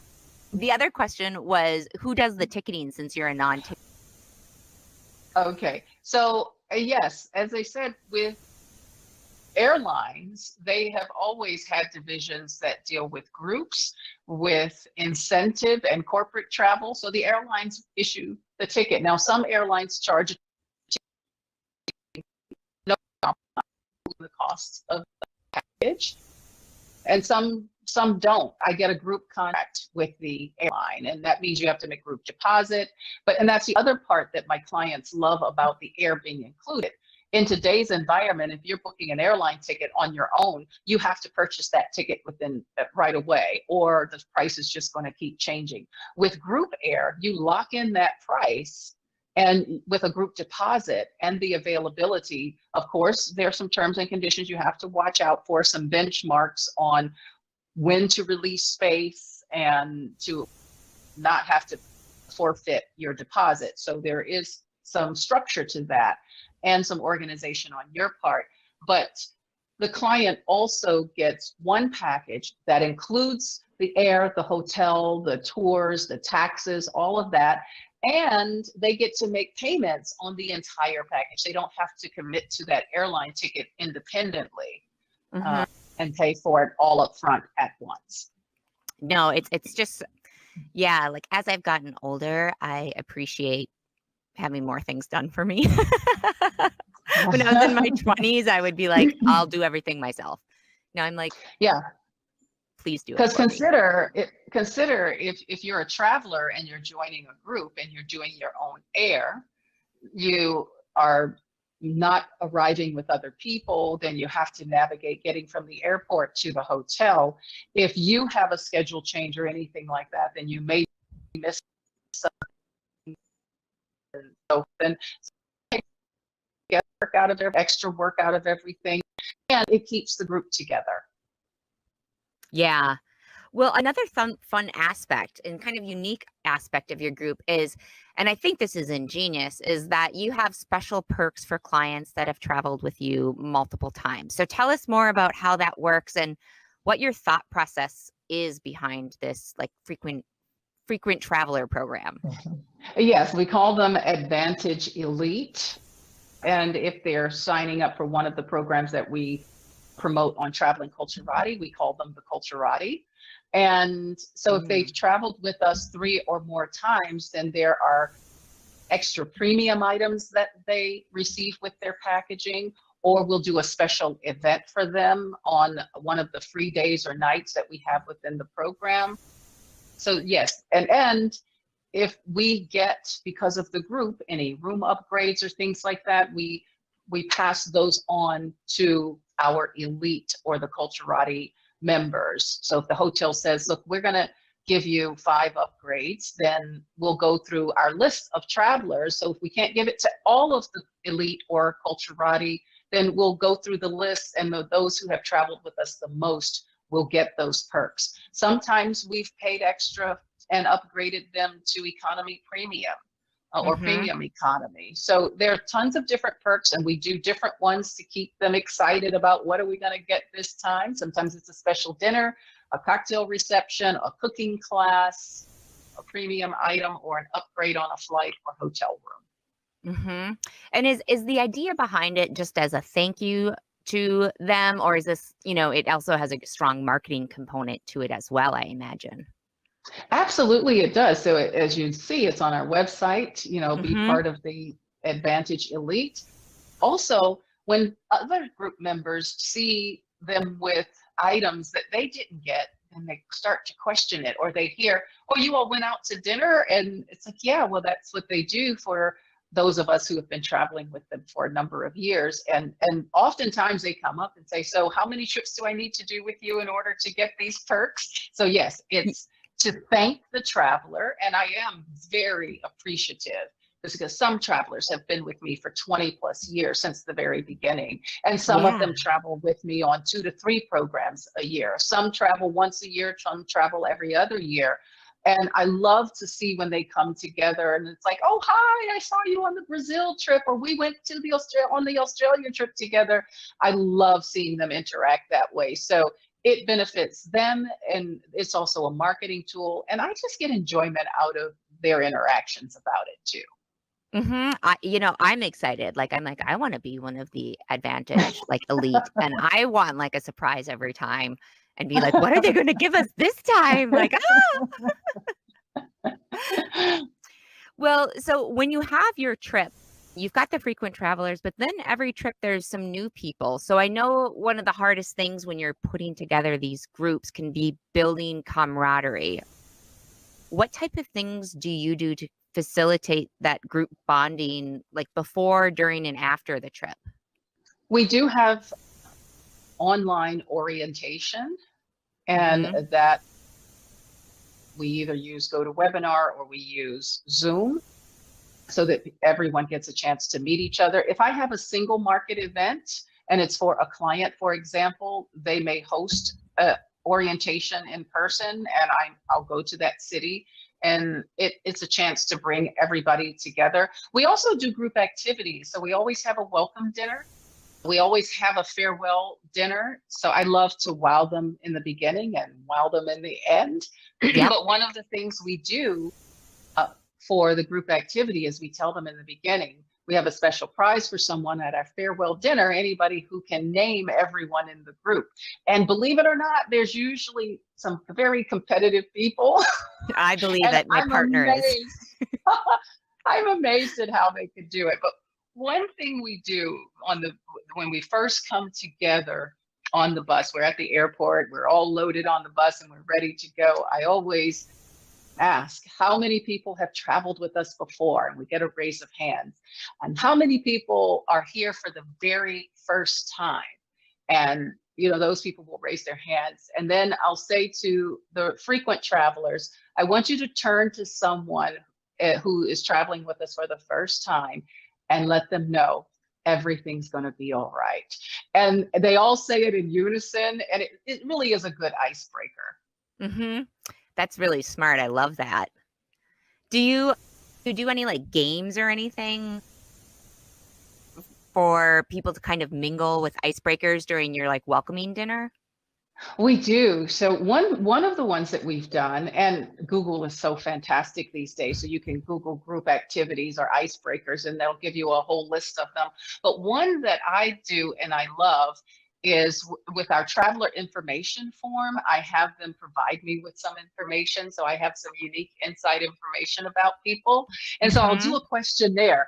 Find father and daughter who's traveling together. So that's part of the mixer. So they have to go around and talk to other group members and find out who's the father and daughter, or who's the mother and daughter, or who's the mother and son, or there's a couple that's celebrating their 30th anniversary. So, but you have to go out and talk to everybody. So it's a whole list of questions about unique things within the group. And then they can fill it out with the couple's name and so forth. And then the first person to return that to me completely filled out, I reward them with a prize. Awesome.